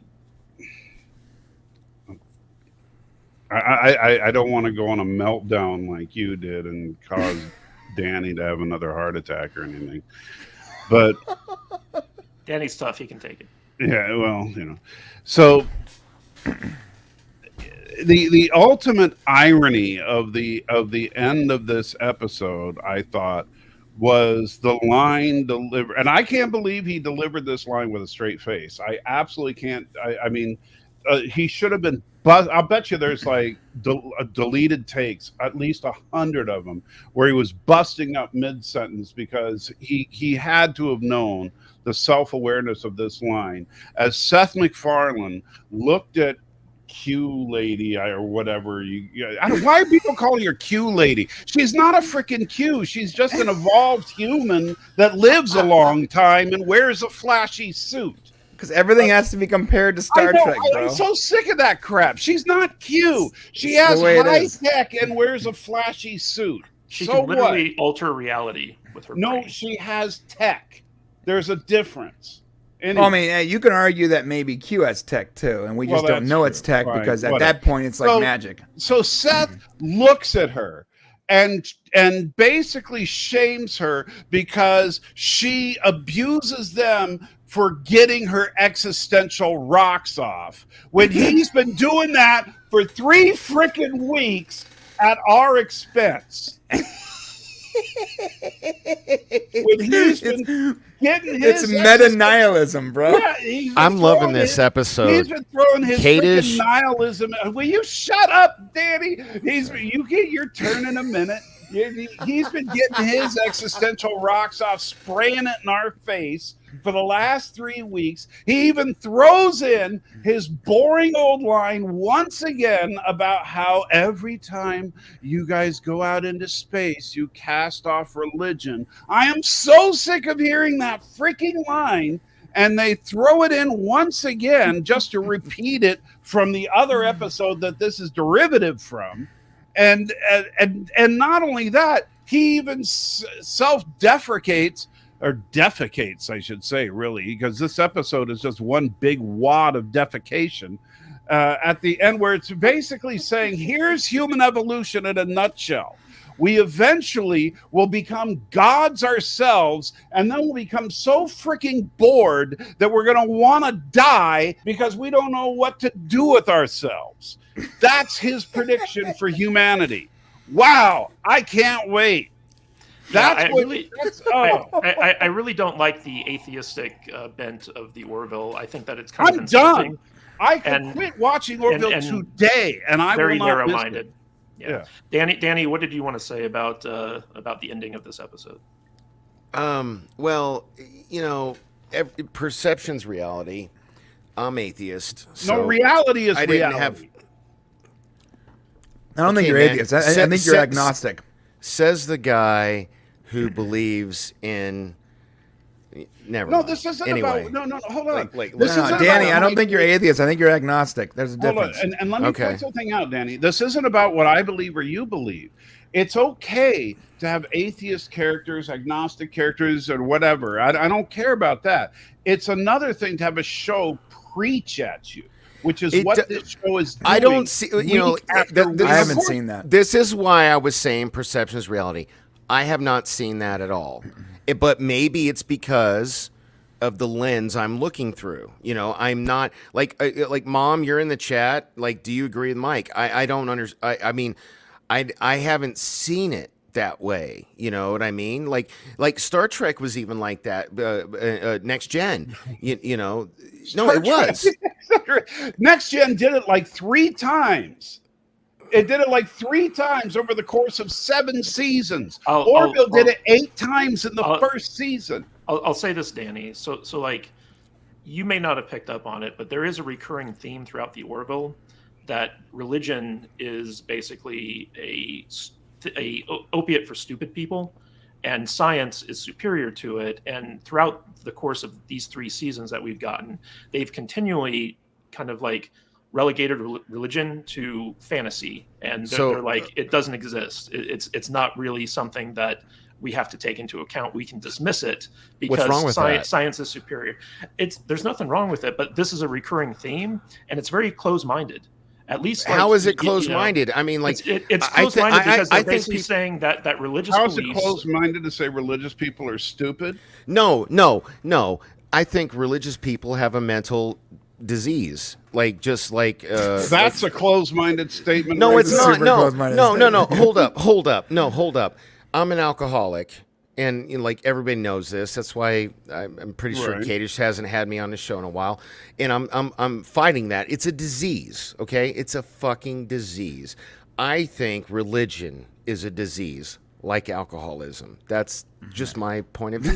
That is a very hateful statement, dude. Sorry, it's just how I feel. That's just how I feel. Right. So, but your truth and real truth are not the same. And I have the feeling that Seth MacFarlane is kind of the same mindset as Danny.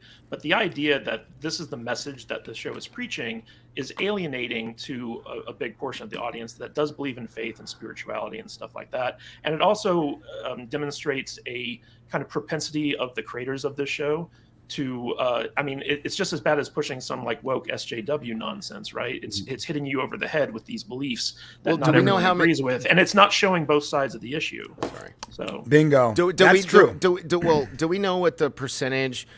Do we know what the percentage of? Like, everybody knows the percentage of like how many gay people there are, or black people, or Mexican, but like how many agnostic / atheist, what's the percentage of that? You know what I mean? Maybe it's a big enough percentage. No, I'm just saying demographically.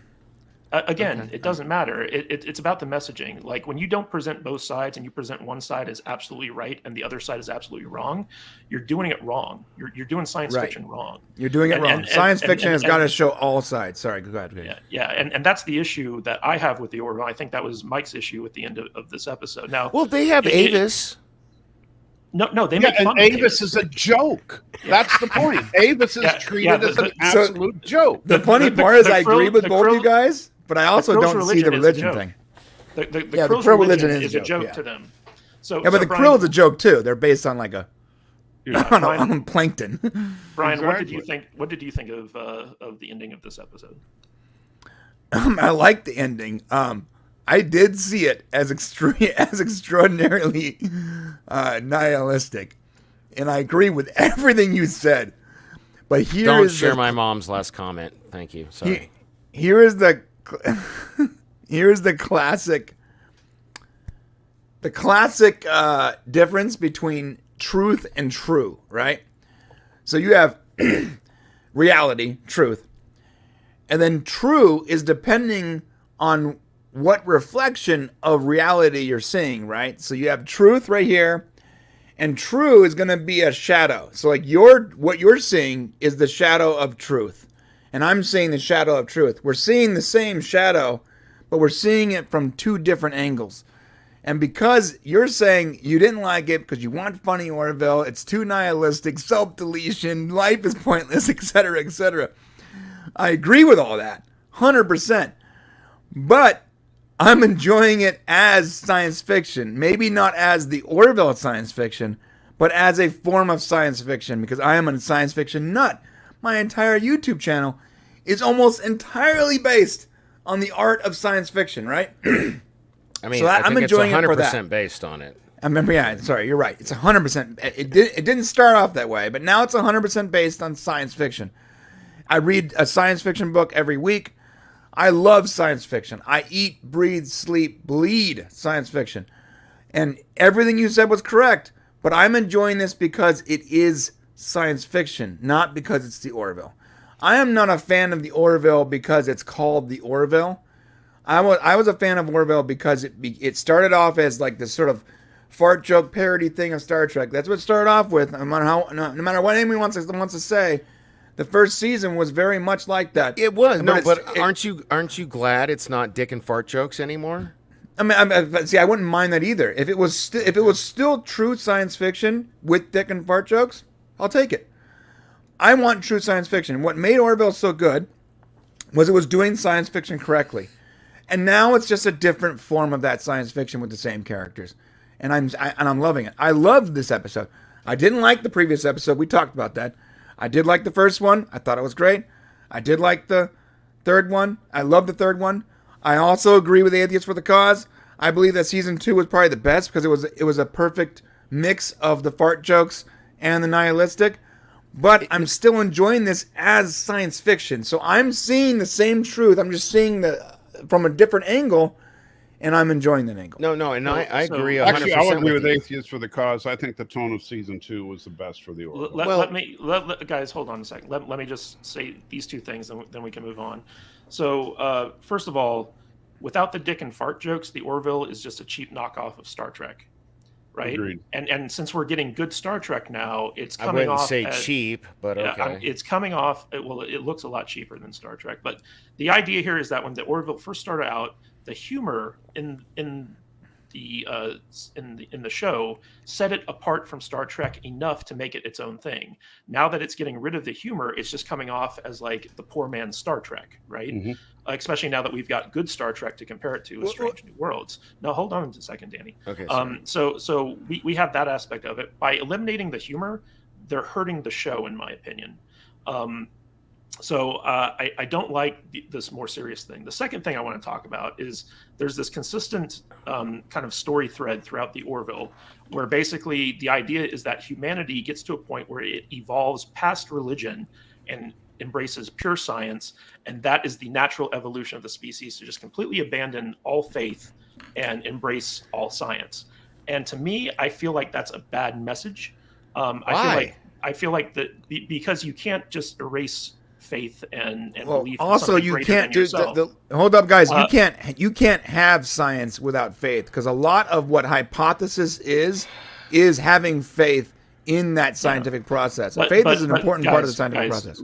Regardless of all that stuff, I just say I think that type of message that we don't need religion, we just need to embrace science, is very short-sighted, and it's very dangerous, and I don't think that it's a good message for the show to have going forward. So to me, like, these things are all kind of like building up have me really dislike this season. And I truly believe this is going to be the final season of the show. And so, like, unless they switch things up and do a course correction with the rest of the season, like, for me, this is going to go out on a whimper, and it's not going to be good. No, look, I do not think they've eliminated the humor. Go ahead, Mike. Sorry. Go ahead. That's okay. You gotta have faith in the heart. Yes. Getting from there to here. Yeah, Chris Ratzla for $5. You got to have faith of the heart getting from here to there. I can do Chris, I appreciate the super chat, but that theme song is... Gotta have faith. No. That was Enterprise. No, that was Enterprise's undoing. Getting from there to here. Shut up, Brian. Michael Bolton would be proud. Enterprise lasted one season more than the Orville's gonna. Oh! Shots fired. No, actually, I think even this episode exemplifies one of the reasons that faith is so important, and that's because it's because you're looking at it through the lens of a Christian. I'm telling you, perception's reality. Danny, I'm not a Christian.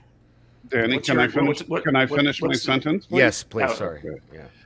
Because total science with total absence of any kind of faith whatsoever, any kind of philosophy whatsoever, equals a total lack of ethics, which is what we got. That's not true. Will you shut up for a minute? Which is what we got out of Miss Q Lady, where they have absolutely no problem with completely violating these other people so that they can experience death and all that. Who's Q Lady? Who's Q Lady? The lady at the end, the Tron lady. Yeah, she had. What about me? Okay. If Matt's not a Christian and Mike's a Christian and I'm a Scientologist, then how does this work? You're a fucking Scientologist? That is the appropriate response. It doesn't matter. If you I like you, dude. Like, I thought we were friends. If but you don't, I'm joking. I'm not Scientologist. Okay. Thank Do I God. look like an insane? If you eliminate any, and this is something that in philosophical debate is what's called the moral argument for the existence of God. If you don't believe in a higher moral authority, then you don't believe that there's any ethical reason that we shouldn't eventually, and if you eliminate any higher moral authority, that you shouldn't do something like what this lady did. The golden rule. The golden rule. The golden rule is a religious concept. No, it's not, dude. You can do unto others as you'd have do unto you. That is and a it doesn't. That's what I know. That's what I concept. Please, hold on. Michael, let's give Danny the floor and let him. That's what I taught my children because I didn't want to. So, like, I've said this. My mom's in the chat, and she's you're a nice guy. Spewing hate on me.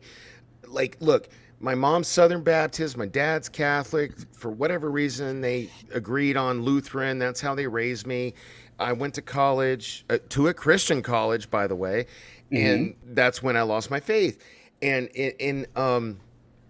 I don't buy it, man. Like, look, so I raised my kids. My point is, I didn't want to push anything on my kids. I'll let them make their own decision.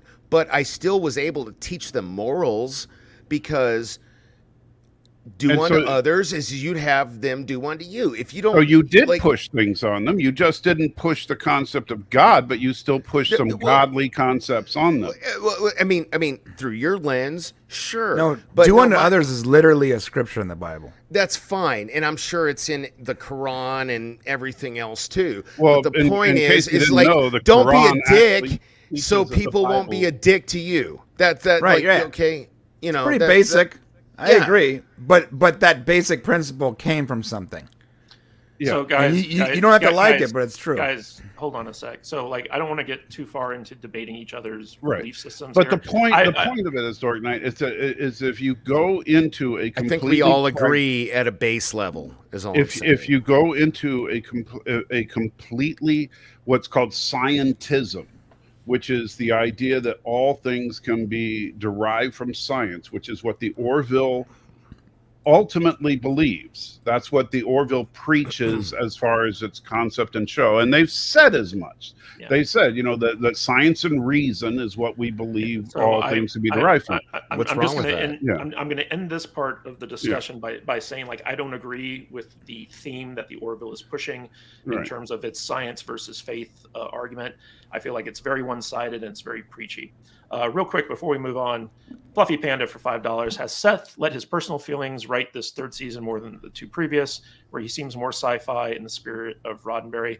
I do feel like he's being a little bit more heavy-handed this season than he was the previous two seasons. A lot of that is that there's very little humor to balance out these like heavier messages that he's promoting. There's totally humor. What are you talking about? I didn't laugh once in these 3 episodes. But to be fair, Cadis, you have no sense of humor. Yeah, I mean, no, I'm kidding. Episode 2, where Isaac starts talking about having sex with, like, he's talking to the admiral or whatever. I mean, it's humorous, but I didn't laugh at that. I mean, it was just like there's less humor. There's no scene. There is less humor. I'll agree. There's no scene this season where it's like, did you totally see that dog licking its balls in the background? Oh yeah, man, I totally saw that. Like the practical joke. There's not a Gordon losing his leg kind of cutting off Gordon's leg. Like there's nothing like that.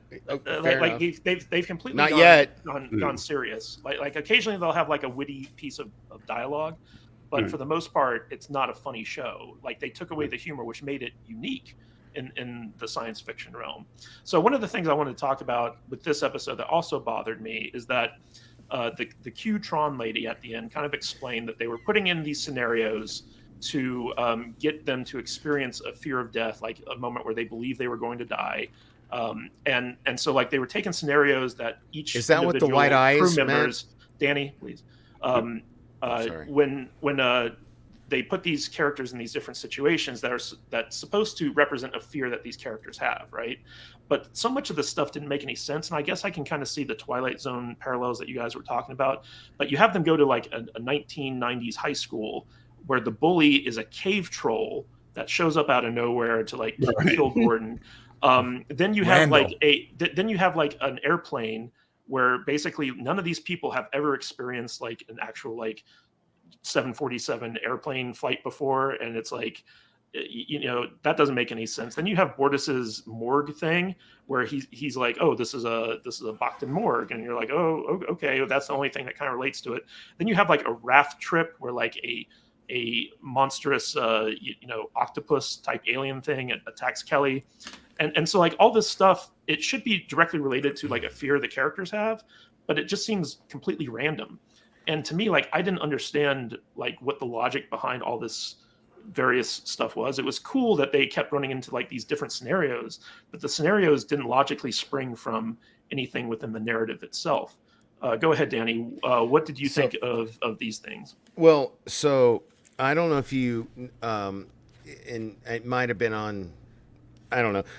This is not my original idea. Somebody else mentioned this, but did you know that Seth MacFarlane was supposed to be on one of the flights that ended up in 9/11? And so I didn't know that. And I started looking into it after this came up in a podcast I was on. Was that with you, Mike, or no? Yeah, you were talking to me about it. Okay. So I almost feel like he put that, I could be totally wrong, but I feel like he put that in there because of, like, like writers write, like, tell me if this is right or not, Kadish, but writers write about what they know, right? Like they, or their best writing is from life experiences. And I feel like that scene was from, the fact, like, he was supposed to be on a 9/11 flight, and he should have died, but he didn't go on it for whatever reason, and he lived. And well, when you're on a science fiction show that you have characters that have never ever set foot on an actual airplane like that before, it's kind of an odd choice. Okay. All right. Like if you're gonna go with that fear of crashing, have it be on like a space shuttle or something that's congruent with what the characters. Well, I also thought it was kind of cool because it built up Gordon's. it kind of like it shows you how knowledgeable Gordon is, not just of like 25th century flight technology, but like hundreds and hundreds of years of flight technology. Like he knows, like I kind of liked it. I thought it made Gordon look like a badass. You know what I mean? Like, which is fine, but my point is like it's not congruent with the story that we should be getting. Is there anything else you wanted to say about like these different near-death scenarios? No. That's cool. Okay, Michael, what did you think of these? I agree. I think that the scenarios themselves should have been more customized. Like for Gordon, I would think that Gordon's scenario would have been piloting a no-win scenario because he's a pilot. It seemed really strange to me that Mercer was the one with the crash when Gordon was the one at the controls. That seemed really kind of weird. And then, I would think that for Mercer, it would be, like being in a leadership, like a Kobayashi Maru kind of thing. And so for each one, it should have been something that had to do with their jobs. Yeah, you'd think like the Kalon attack at the end would have been Mercer's thing. Yeah, that was. Did you guys? I'm just curious. Did you guys know that was bullshit? Yes. Okay. All right. Well, at that point, you other two. Did you know? Once you realize the attack was doomed, yeah.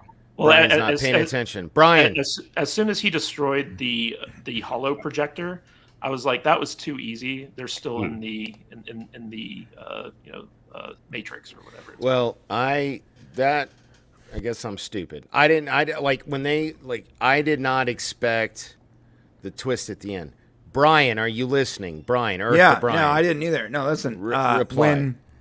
When Isaac was the only one that can see through the deception, I thought that was really cool there. When he's like, "Oh no, those aren't Union ships; those are Kalon ships." I thought, "Oh, they're using the same tech or whatever that they brought back," and I thought, "Oh, maybe that's why it was sort of easy, because they needed to get from there to that point where they can, understand that technology." I thought that was cool. Now, the second everything paused, I was like, oh, okay, so they're still on the planet. Yeah. Well, I didn't realize it until, what's her name, Tala, showed up in the shuttlecraft. Hey, guys, you going to let me on? And I was like, what the F? Yeah, it was like, okay, what? Yeah, I was like, what? No, it reminded me of classic, not just TOS, but TNG. Like, there was an episode of The Next Gen that was like this with Worf. That, like, it just... Well, the thing that bothered me the most about this was that the crew had nothing to do with the resolution of the main story thread, right? So, like, they didn't do anything to basically expose the Q lady, the Qtron lady. They didn't do anything to unravel the mystery of like what's going on. Whereas in a typical Star Trek episode from the Next Generation or whatever, in this scenario, the crew would have eventually figured it out and called out whoever was behind it, and then have a confrontation with them. And so, like the sheer passivity of the main characters of this episode really bugged me, because like it was just like we're watching them just go through the motions in order to get to the end where like they have like the preachy moment about the pointlessness of existence. And it's just like, okay, like why did I just spend an hour of my life watching the show? What was the preachy moment of pointless of existence? That was from QAnon. No, I meant no. Kate, seriously, what? Yeah, like the idea that the idea that there's nothing after death. We just have a complete emptiness of non-existence after this short period of a thing we call life, and we can only hope to evolve to the point where we never die. And that was the basic message of the episode. So, again, perception's reality. That's what I believe. So that's fine if you believe that. But it's a very nihilistic message for a show that's supposed to be a fun space adventure with dick and fart jokes in it. And so, like, to me, I'm getting kind of tired of this very nihilistic take on things for a show that I'm watching for fun, supposedly. Well, I'm just curious then, Matt. What is, like, and you don't have to answer this, but like, what do you believe? 'Cause I'm It very. doesn't matter what I believe. No, I know. What matters is that this show is taking a very hard stance on this dark nihilistic take, and we've had 3 episodes about like death and disease and body horror. After like 3 years of waiting for this show to come back, Dude, no, and like it's not fun. It's not fun to watch. No, the first. Well, again, perception's reality. I love the first episode as a suicide survivor and somebody who runs a charity for suicide prevention and mental health awareness. I love that first episode. I thought it was great. You know, like I get blast that out everywhere. So I don't. Danny, it's great that you like this show, but what I'm saying is like this is not congruent with what we gotten from the first 2 seasons. Of this isn't the same show. No, this that's is taking fair. a very dark turn, and I don't like it. Right. Fair enough. You know what? And they did that because they had to do a parody of the first. They had to do a parody of Star Trek for the first 2 episodes because they were on network television. Now they're on Hulu and they can do whatever the hell they want. And it doesn't matter, Danny. It doesn't matter what the reasoning behind it is. It's a wrong choice in my opinion, and Okay. it's greatly affecting. And I know I'm not. And I alone in respect this. your opinion, bro. I want you to know that. Which is fine, Dan. Like if you like these episodes, that's fine.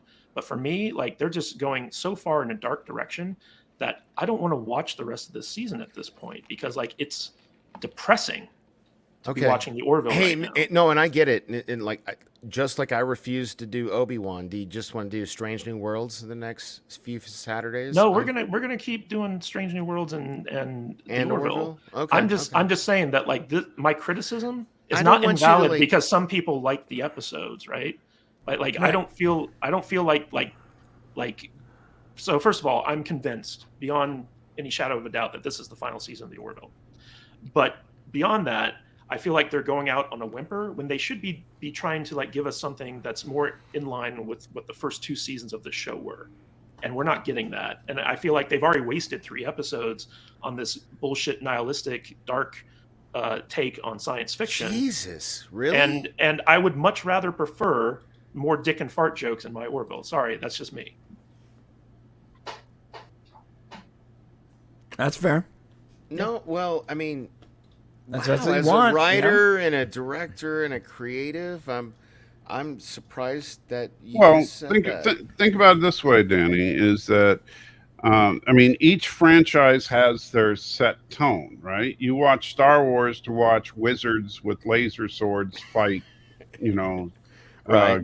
guys in cloaks shooting lightning, right? So if the Emperor was telling dick jokes, you would be like, what the heck is this? Right? Yeah. You wouldn't like it. You watch Star Trek to explore strange new worlds, blah blah blah. You watch the Orville for dick and fart jokes on their whole thing. No, perception's And- reality. That's my thing. I never did. I watched the Orville but because you know what? I But- knew, like, because Maybe Seth maybe MacFarlane's you on didn't. record. He wanted to do Star Trek, and they. I wouldn't. get that. But you know what? For me, and this is when people ask me, well, what's the Orville? I always describe the Orville very simply. I said the Orville is what is Star Trek The Next Generation with all the sticks pulled out of their butts. That's what it is. And it's a fun, silly It parody still of is. Star Trek. There's been No, it's comedy. not. No, No, there's been it's just- comedy. no, No, it's- there's been jokes in every episode, and I There's point them been- out every time. You know what? But now it's Star Trek Discovery with the sticks pulled Oh, out of their butts. bullshit! No, No, you know what? Because my number one complaint of Star Trek Discovery has been the nihilism of the show, and I don't like nihilistic shows. I generally don't like watching nihilistic takes on stuff because I find nihilism to be depressing. I It's don't one like of the it. things I love about If I want the nihilism, Orville. I'll watch the 6 o'clock news. Dude, no. One of the things I love about the Orville is it harkens back to, like, if you look at Strange New Worlds aside, let's like forget like that's not there because it is exceptionally good sci-fi in my opinion. But so like let's just table that. Before Strange New Worlds, the Orville was the only thing that gave us an optimistic vision of the future. And now it's the next pessimistic. gen. No, it's not. Yes, it is. Why do you? It absolutely is. The first 3 episodes of this season are pessimistic. Dude, they're setting up an arc. And I could be wrong. I don't know. I know Brian's seen, the episodes because of his connections, but I feel like they're doing like this is our low, so we can overcome it to get to a high. I don't know. I still have faith. Hashtag. There is a lot. There is episodes coming up that are pretty much geared toward almost pure comedy. So okay, all right. So see, I have faith in the Orville. I've appreciated. Well, and I hope they turn these it first around. 3.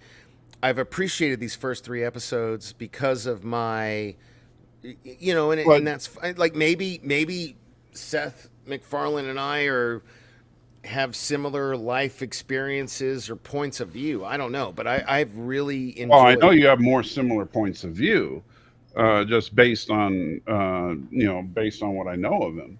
But that's not the issue. The issue is that if you're going to bring back a show after a 3-year hiatus, you don't bring it back with a radically different formula.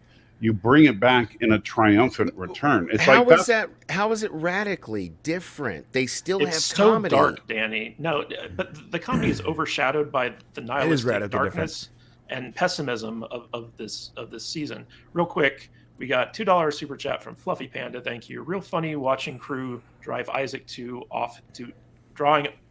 Real funny watching the crew drive Isaac to off himself. Yeah, that's super humorous. That was Isaac hilarious. Driven to self-deletion. So guys, we're gonna wrap things up. I want to go around the panel to get final thoughts on the Mortality Paradox. Brian, what are your final thoughts on this horrible, disgusting, pessimistic, dark take on the Orville? Jesus. Okay. Tell us how you really feel, Gators. I liked it, but it's hard to say that after that. Right. Opening. How'd you feel about this horrible, dark, depressing? When did you stop beating your wife? Yeah. Oh God, Jesus. Yeah, no, listen, I liked it, but like I said before, I liked it not because it is Orville season 1. I liked it because it was science fiction. It was good science fiction. That's why I liked it. And is the Orville different this season? Yeah, absolutely. If you don't see that it's different, you're fooling yourself. It's different. Yeah. I mean, they're not even calling it Orville season 3. They're calling it Orville New Horizons. Yeah. They are specifically leaving the season off of this because it's on a different network and it's a different TV show. Same characters, same premise, same setting, same universe. But what did Seth say right before the season aired? He said, "This season's like a reset." Are we getting a pool table in the mess hall? He said that because this is supposed to be his like serious science fiction. This is his audition for Star Trek in 5 years or whatever. And I get it and I understand it and I like science fiction, so I'm okay with that. Do I wish that maybe it was more comedic? Sure. But I still like it for what it is. Although you're right. I didn't realize how nihilistic this was until you rehashed the ending. He's like, I guess we don't even matter. All right, Michael, what are your final thoughts of the Mortality Paradox? Well, first of all, I stand corrected. Bird is correct. I did say that the biggest problem with Star Trek Discovery is Michael Burnham. So I'll say the second biggest problem with Star Trek Discovery is the nihilism. So fair enough, Bird. I do stand corrected on that. But, if Brian is correct, if this is Seth's audition to do Star Trek in 5 years, I hope Seth doesn't do Star Trek. Because if this is how he would do, I don't want nihilistic Trek. I don't want Star Trek: The Death Generation. You only have 3 episodes, bro. Wait till the end of the season. You know, I'm sorry. Data keeps walking. Walking. Data's like walking into the reactor core. I don't know. I don't know. I don't want to do Simon this Peter. anymore. Yeah, I don't know every Simon episode, Peter, but Data thank turns you. himself off at the end of the episode. Hold on a He's sec, like Danny. flipping himself off. Danny, that whole wait till the end of the season thing, that's the same thing the Kenobi shills say. It's like, how can you judge a show without seeing the full season? I don't buy that argument at all. I don't. Well, ever. Well, so far, Kenobi sucks though. Every well, you know what? So far, the so same does argument. Orville. It's the same argument. If you're saying, oh, wait until the end of the season and then give it a fair judgment, no, that's a bullshit argument. You're right. You're right. No, okay. All right. Well, then I retract that. You're right. Yeah. Okay, continue, Michael. Continue. Yeah, so far we're 3 for 3, and Jesus, Mom, what the hell? Yes, and I agree with you, Miss Moneypenny. Oh, and I almost forgot. I do, of course, have the hat. Oh, don't do it! Nice. Don't do it! Hey, every time I see Miss Moneypenny, I have to throw the hat. Anyway. Praying for you, Danny. Thank you. We're all praying for you, Danny. So but I do think that you know, I do hope that the series takes an upturn away from the nihilism, but I don't understand why Seth decide. You know, if he wants to take, you know, New Horizons shouldn't mean Dark Horizons. You know, I don't understand why it's like, oh, we're going to take the show in a bold new direction. Dark. All right. And it's like, you know, that's not a bold new direction. Hollywood's done dark to death. You know, so and you know, I'm sorry, it's just not exciting to me. And it's the Superman paradox, right? Okay, no. Where basically Hollywood thinks that positivity and happiness is too hard to do. People want dark and depressing, and so that's easy to do. It's the light side versus the dark side, right? Right. So okay, there was a movie. Hold up, let me please. I'm so sorry. There was a movie. It had Jim Carrey and Morgan Freeman was God. right. And they Bruce were Almighty, talking. yeah. Bruce Oh, was it Bruce Almighty? So they were talking about the God gave Bruce the power. What's his name? The bicyclist dude who's fuck. All right. While you think Matthew McConaughey's friend. Anyway, the point is he was like, if you want to like. This was before the dude got exposed for the bicyclist got exposed for being a doper or whatever, but like in this movie they were like, if you want Lance Armstrong. Yeah, thank you, Lance Armstrong. So if you want to paint a beautiful picture, you got to use dark colors. I think was the line, something like that, and that's I think what, and we'll see. That's why I'm saying I'm not trying to. And I get what you're saying. Well, Keith. it's a difference between an all-black canvas and canvases that use light and dark with it. Like, we're getting a pure black canvas from the Orville so far. But I want to let Michael finish his final okay, thoughts. sorry. Yeah. So I genuinely did not like this episode because I really, really enjoyed it up until the last 5 minutes, and then I just got. It just was a gut punch to me because it was just. Because why? No. You got to tell us, like, what happened in the last 5 minutes that you didn't like. All of our discussion, all the nihilism, all of the pointlessness of the universe, the fact that humans don't matter. Do me a favor, bro. Give me a specific. Hey, pretend I'm stupid, okay? Which I am. Our existence is meaningless. Our existence is so meaningless that the only use we have is to let a higher being experience death through us vicariously.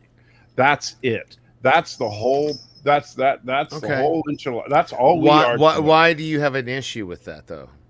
Like, think about it. Like, if you were immortal, and you couldn't die, but like I don't know. I'm a suicide survivor. Shit.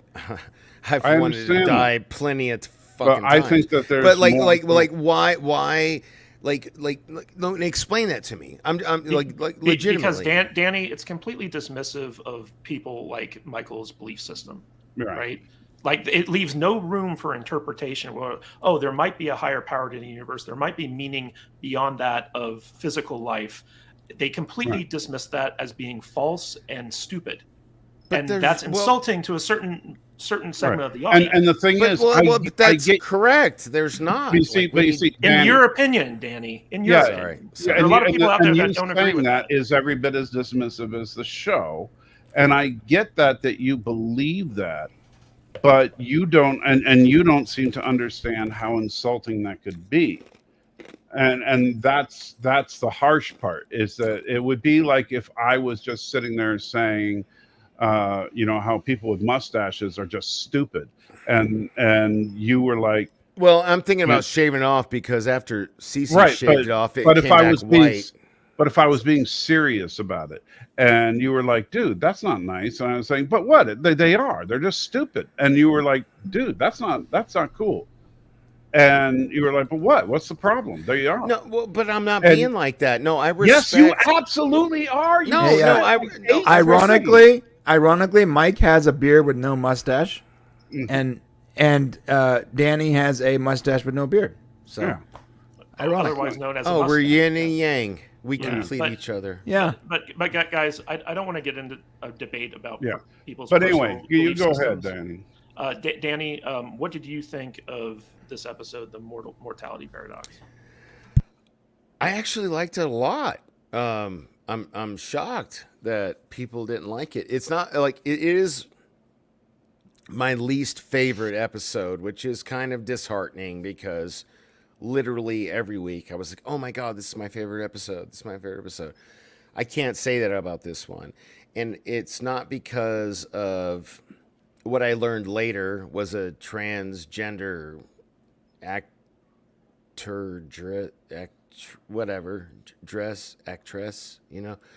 and it was even more confusing.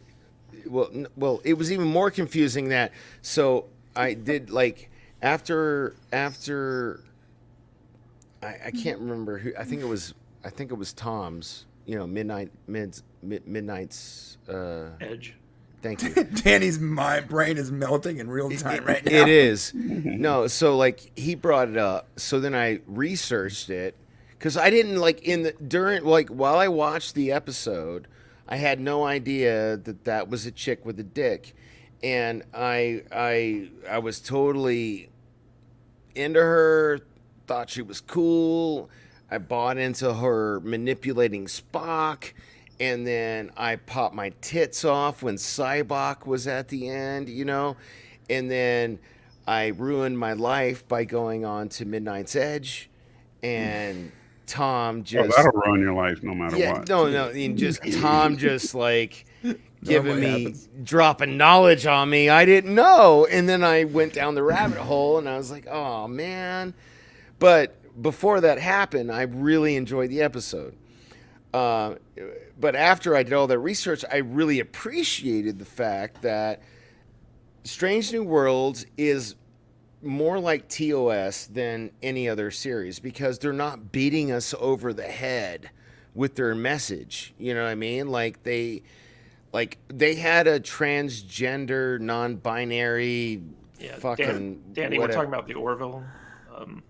Oh. Sorry. Wow, man. Yeah. Did you just or something? Dude, this reminded me of that episode of Always Sunny where he's like, when Mac goes, "Hey, Dennis, are you gonna have sex with a tiny Asian boy?" Okay, so I'm sorry, Matt. I appreciate you refocusing me. So the Orville. Wow, I was like. I actually thought it was cool, man. I even tweeted about it. It was like a very Twilight Zone type episode. It was, and that's the lens I looked at it through, was Twilight Zone. Everything kept. Why are you still laughing, Brian? Because it was just so funny. We sat here and listened to you for 6 minutes talk about the wrong show. Okay, whoever's next, you're up. All right, so you're the last one. Yeah, I want to thank. I want to thank I want to interrupt you. I wanted to thank my expert panel for coming on again on Saturday. Expert. I don't know if we're experts. You're an expert at missing the points. That's what you guys are. Yeah. Thank you. I want to thank everyone in the chat, especially those of you who gave us the super chats. We really appreciate your support of the show. And next week, we're going to be talking about episode 8 of Strange New Worlds and episode 4 of the Orville. So if you like these discussions... Except for Daddy, he'll be talking about last week's episode. Fuck you. Fuck you. We'll promise to keep Danny on track. Now that when Matt Vader comes back, he'll keep Danny on track. Yeah, Next week he's going to be like, no, Vader's really good because he scolds me. And next week, Danny's like, so this non-binary actress, man, I'm really getting into it. Really into her. He's just obsessed with the non-binary actress. But I want to thank my panel and everyone in the chat for coming out. It's really fun to do this Saturday mornings with you guys. Brian, where can people find out more about you and check out your videos? I don't know if I want to let anybody know, but so. Listen, youtube.com/thepopcast and youtube.com/thepopcast live and on Twitter, Popcast Guys. And on Grindr now, too, Popcast Guys. Oh, you're on Grindr. After the non-binary episode, I'm branching out. I'm branching out. The non-binary. I'm branching out. All right. Do you and Shane have an OnlyFans you want to plug? We do, but it's mostly just sexy Klingon cosplay. Hey, well, so nice. Hey, man, how far a drive are you away from Las Vegas? Because I'm just He's only 5 hours away. He's into the non-binary bros. Yeah. So Michael, where can people find more about you? Just here on the YouTube, Salty Trekker. Next live stream will be Sunday morning. We do a theology-based live stream. So if you want to debate the fun-filled issues that we were talking about, but only if you're willing to, we do it cordially. We're not don't sugarcoat it, bro. You do a fucking sermon every Sunday on YouTube. It's not like I don't do a sermon. Yes, you do. I start out and I have to be at work in 10 minutes. Can we wrap this up, please? Sorry. Jeez. I start out with a couple of points about what I want to talk about, and then I welcome any questions that people have, and we go back and forth about whatever people want to talk about. So a sermon, because my mom sends it to me every week, but that's fine. Then it's not a sermon. Jeez, have you ever been to church? Jeez. Oh, God, right, more times than I was sure. So check out Michael's stuff. He's got good live streams on his channel. Danny, where can people find out more about you? Right there, Dork Knight LV. I'm nobody. The most important thing is this show. So I'll see you next Saturday. And everyone's YouTube channels are linked in the description. Guys, thank you all so much.